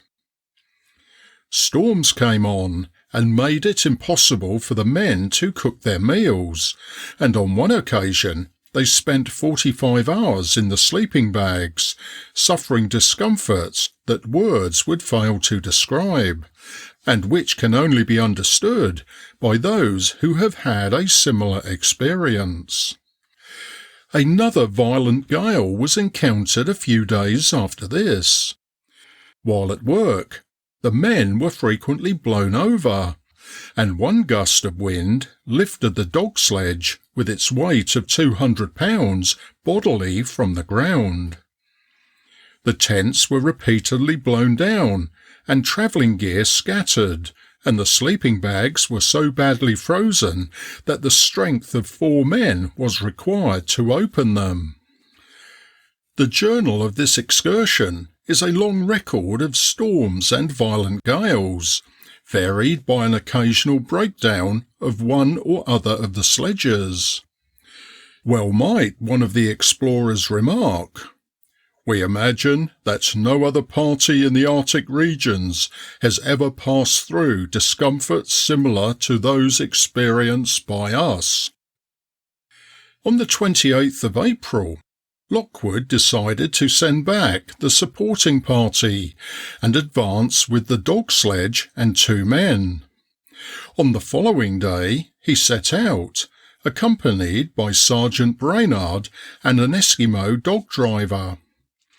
14 or 15 hours of constant work brought them, in 25 marches, to Lockwood Island.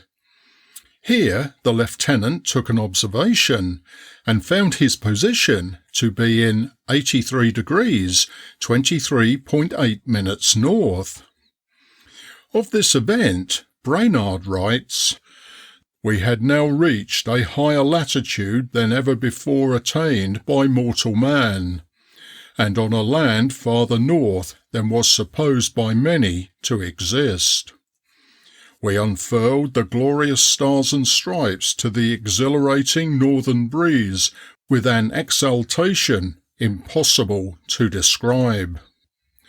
The honours of the Farthest North, which had been held by England for 3 centuries, were thus won for America by Lieutenant Lockwood and his trusty companion Brainard.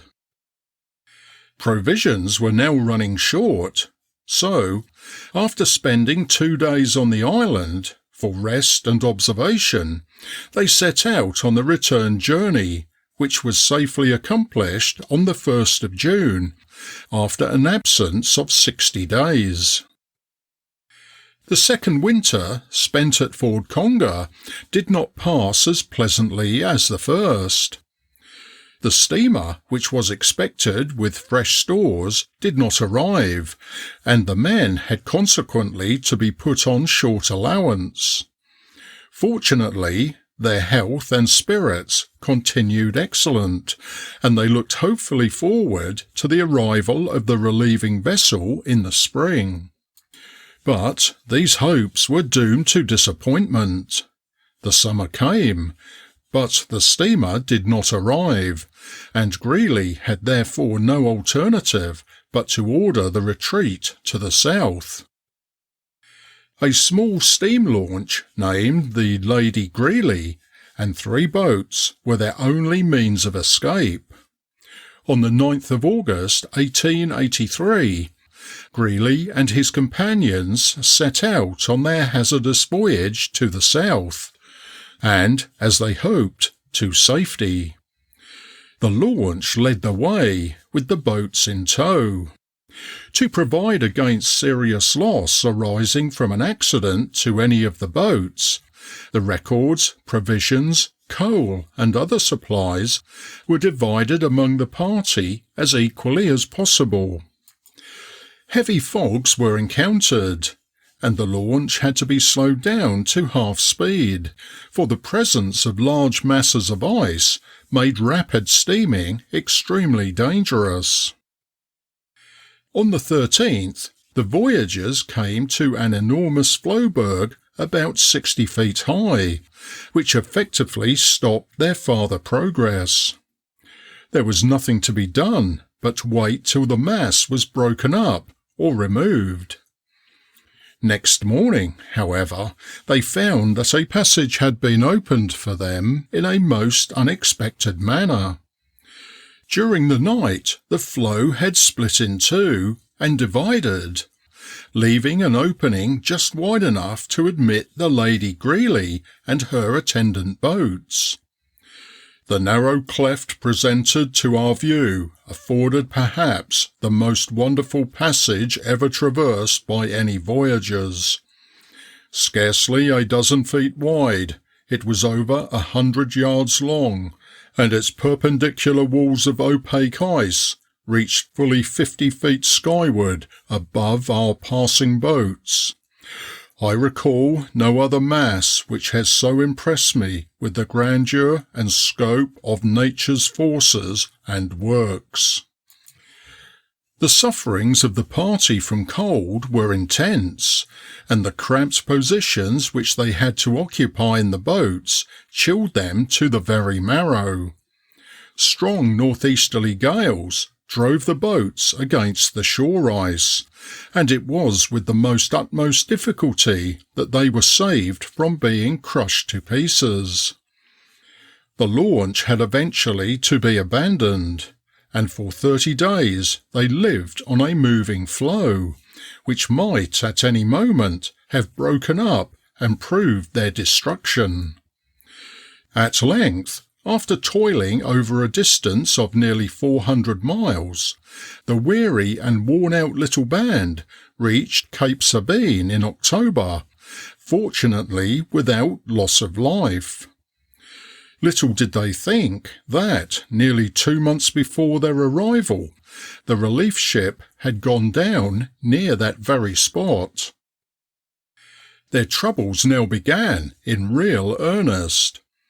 Through the mismanagement and consequent failure of an expedition sent to their assistance, they were doomed to spend the winter on this inhospitable shore.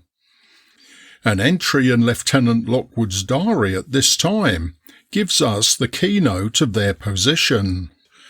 "Our tea is extremely weak. This is a miserable existence, only preferable to death. Get little sleep day or night on account of hard sleeping bag and cold." The stock of provisions was gradually sinking. a few foxes and some game, which were shot from time to time, warded off absolute starvation. But many deaths occurred, and the summer of 1884 found their numbers reduced to 14. Among the early victims was Lieutenant Lockwood. "No pen," says Greeley, "could ever convey to the world an adequate idea of the abject misery and extreme wretchedness to which we were reduced. Insufficiently clothed, for months without drinking water, destitute of warmth, our sleeping bags frozen to the ground, our walls, roof and floor covered with frost and ice, subsisting on 1/5 of an Artic ration, almost without clothing, heat or food. Yet we were never without courage, faith and hope." Sealskin gloves, pieces of leather, and the oil-tanned skin from one of the sleeping bags formed the staple portion of their diet during the last dreadful months of 1884. At last, on the morning of the 23rd of June, relief came. Captain Scotchley of the Thetis, who had been sent out by the American government to search for the lost explorers, had succeeded in penetrating the icy barrier and reaching the survivors when they were just at the last gasp. Greeley was found lying under the folds of the tent, so exhausted that he could hardly speak. Months of constant anxiety had reduced the once strong man to the utter helplessness of a child. Some of his comrades were even in a worse plight. 2 lay on the ground with hands and feet frozen off, and another was dying. Out of the 25 men who, 3 years before, had left their native country in the pride of strength and manhood, only 5 returned. The remainder had found rude graves in the regions which they had given their lives to open up, and their names were added to the glorious roll of those who search the storm-surrounded pole. End of chapter 14. Chapter 15. Still farther north. Dr. Fridtjof Nansen, the famous Norwegian explorer, is the hero of what is perhaps the crowning feat of Arctic exploration. He believed there was a current which flowed from the coast of Siberia towards Greenland, across the polar basin, and that a ship could be carried thither by this current if it were once safely embedded in the moving ice and allowed to drift. He therefore had a small wooden ship built, pointed at both ends, and with the hull shaped like a shallow, wide U, so that all ice which came in contact with it would be forced under the vessel, thus preventing nipping. And as the bottom was practically flat, she would be able to rest on the ice without toppling over like a vessel of ordinary build. On the 26th of October 1892, the Fram, meaning onward, as Nansen called his polar ship, was launched at Christiania. It was rigged as a 3-masted schooner and fitted with a steam engine. Several months were spent in final preparations, and then, early in the morning of the 21st of June 1893, Nansen sailed from Vardo with a crew of 12 picked men. The ship was equipped for an absence of 5 years. Proceeding eastward along the northern coasts of Europe and Asia, the Fram entered the ice off the mouth of the River Lena on the 22nd of September, and was soon afterwards fast in the pack. Arctic authorities in England and America regarded Nansen's project with but little favour.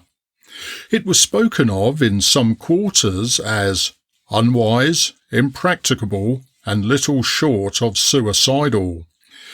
But even the most adverse critic could not but be impressed with the explorer's enthusiasm and his sublime faith in his theory. His undoubted qualifications as an Arctic traveller made it just possible that he might get through, though nearly everyone was doubtful of his success. One of the last messages which Nansen sent to Europe shows the spirit in which he approached his great undertaking.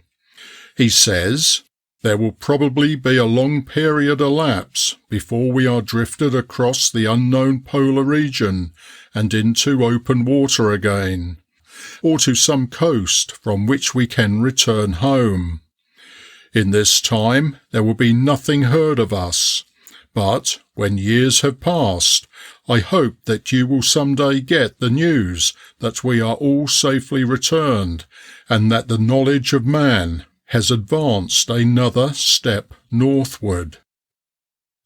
These are the words of a brave and resolute man, marred neither by gloomy forebodings nor boastful utterances, but illumined by a spirit of quiet confidence and hope. But to return to the Fram. So far Nansen's theory was right. Day after day she drifted northward in the ice, just as he had expected. During the autumn and winter the cold was very intense, and so keen was the frost that for weeks at a time the mercury in the thermometers was frozen. The health of all on board was excellent, and the time passed pleasantly. The sailors had plenty of amusement, the only disagreeable thing being the crashing and creaking as the ice closed round the ship. "This," says Nansen, "disturbed the men at their games now and again, but ordinarily they were too much given up to their play to let any Arctic influence trouble them much. Better men for such an expedition it would be difficult to find." Winter passed away, and the brief Arctic summer found the explorers in 81 degrees 52 minutes north latitude. After this, the current carried them southward for a time, but at the end of 1894 they had penetrated to 83 degrees 24 minutes, the most northerly point reached up to this time. Early in the following January, the ice-resisting qualities of the Fram were put severely to the test. She was frozen up in ice 30 feet thick, piled up on the port side in great masses, which towered over the bulwarks and threatened to bury, if not to crush her. In eager haste, boats, sledges, provisions, and other necessaries were placed on the ice, and every man stood ready to abandon the ship and continue their journey, living on the floe. But when the pressure was at its highest, the Fram was forced gently upwards into safety without a single plank being damaged. Well might Nansen write, "After this experience, I consider the Fram as good as impregnable." North and northwestward the explorers drifted rapidly. On the 3rd of March 1895, the ship was in latitude 84 degrees 4 minutes north. At this point, Nansen decided to explore the sea to the north of the route, and when he made his intention known, Lieutenant Johansen volunteered to accompany him. A few days later, the two daring adventurers set out, leaving the Fram to continue the drift in charge of Otto Sverdrup, Nansen's well-tried comrade in his journey across Greenland. They took with them 28 dogs, 3 sledges and 2 canoes, and carried a supply of provisions for 100 days. Their purpose was to reach the highest possible latitude, and then return by Franz Josef Land to Spitzbergen, where they hoped to find a ship to take them home. At first they made rapid progress, but then the path became more uneven, and they had to cut their way over piled-up masses of ice. Still they pressed resolutely forward. It was a terrible journey. To save weight, they had left their furs behind them, and they suffered considerably. The difficulties of the road increased. Often the dogs were unable to proceed, and their drivers, with straining muscles, helped to drag the heavily laden sledges over the hummocks. Panting, yet stiff with cold, they would rest for a few moments at midday and eat a dinner of chocolate, then on again till night. Thus they went on day after day for 6 weeks, fighting their way to the pole, over ice and snow, swept by the fierce biting northern blast. With half-frozen fingers they made the necessary observations, and Nansen took photographs and even sketched. Often at the end of a day's march, they found that they had unconsciously drifted back twice as far as they thought they had travelled, but they pressed onward with a courage that death alone could kill. On the 7th of April, when they were at 86 degrees 14 minutes north latitude, they were forced to turn back. On the horizon, the ice lay everywhere piled up, like frozen breakers. The pole was beyond their reach, but they had won the Farthest North, and something more. During the long period of 280 years previous to 1893, the combined efforts of all the Arctic expeditions succeeded only in travelling 150 miles nearer the pole. Nansen, in 3 years, penetrated 200 miles beyond the farthest point then reached, covering the last 150 miles in a space of 6 weeks. We cannot dwell on the hardships of the return journey. The short summer was drawing to a close, and many miles had to be traversed before land could be reached. There was no time to lose. As they proceeded southward, the ice was much broken, and dogs and sledges sunk deep in the half-melted snow. The travellers were almost worn out, but they kept on with unceasing and strenuous efforts. No land was in sight, food was becoming scarce, and winter was drawing nigh. To add to the difficulties of their position, their watches stopped, and their map was unreliable, so that they had little knowledge of their whereabouts. At length 3 islands were discovered, to which Nansen gave the name of Vittenland. The explorers proceeded in open water alongside the islands, and in a few days came upon a great stretch of land. Here they decided to spend the winter, as it was now too late to attempt the long journey to Spitzbergen. A hut was quickly constructed, of stones, earth and moss, and covered with walrus skins. In this dreary solitude they passed the winter, 6 months of night, living on blubber and bear's flesh. How different would their lot have been had they known that within a few miles was encamped a party of English explorers belonging to the Jackson-Harmsworth expedition. When we think of the hardships Nansen and his companion had already endured, their lack of proper food, and all the attendant circumstances, we are surprised to read that their health was excellent and they were in good spirits. Christmas Day was perhaps the most melancholy, as they thought of what their loved ones were doing in the dear homeland far across the sea. At last spring came, with welcome sunshine, and the travellers made ready to start for Spitzbergen. On the 19th of May, 1896, they set out, but shortly afterwards severe storms came on, which delayed their farther progress till the 3rd of June.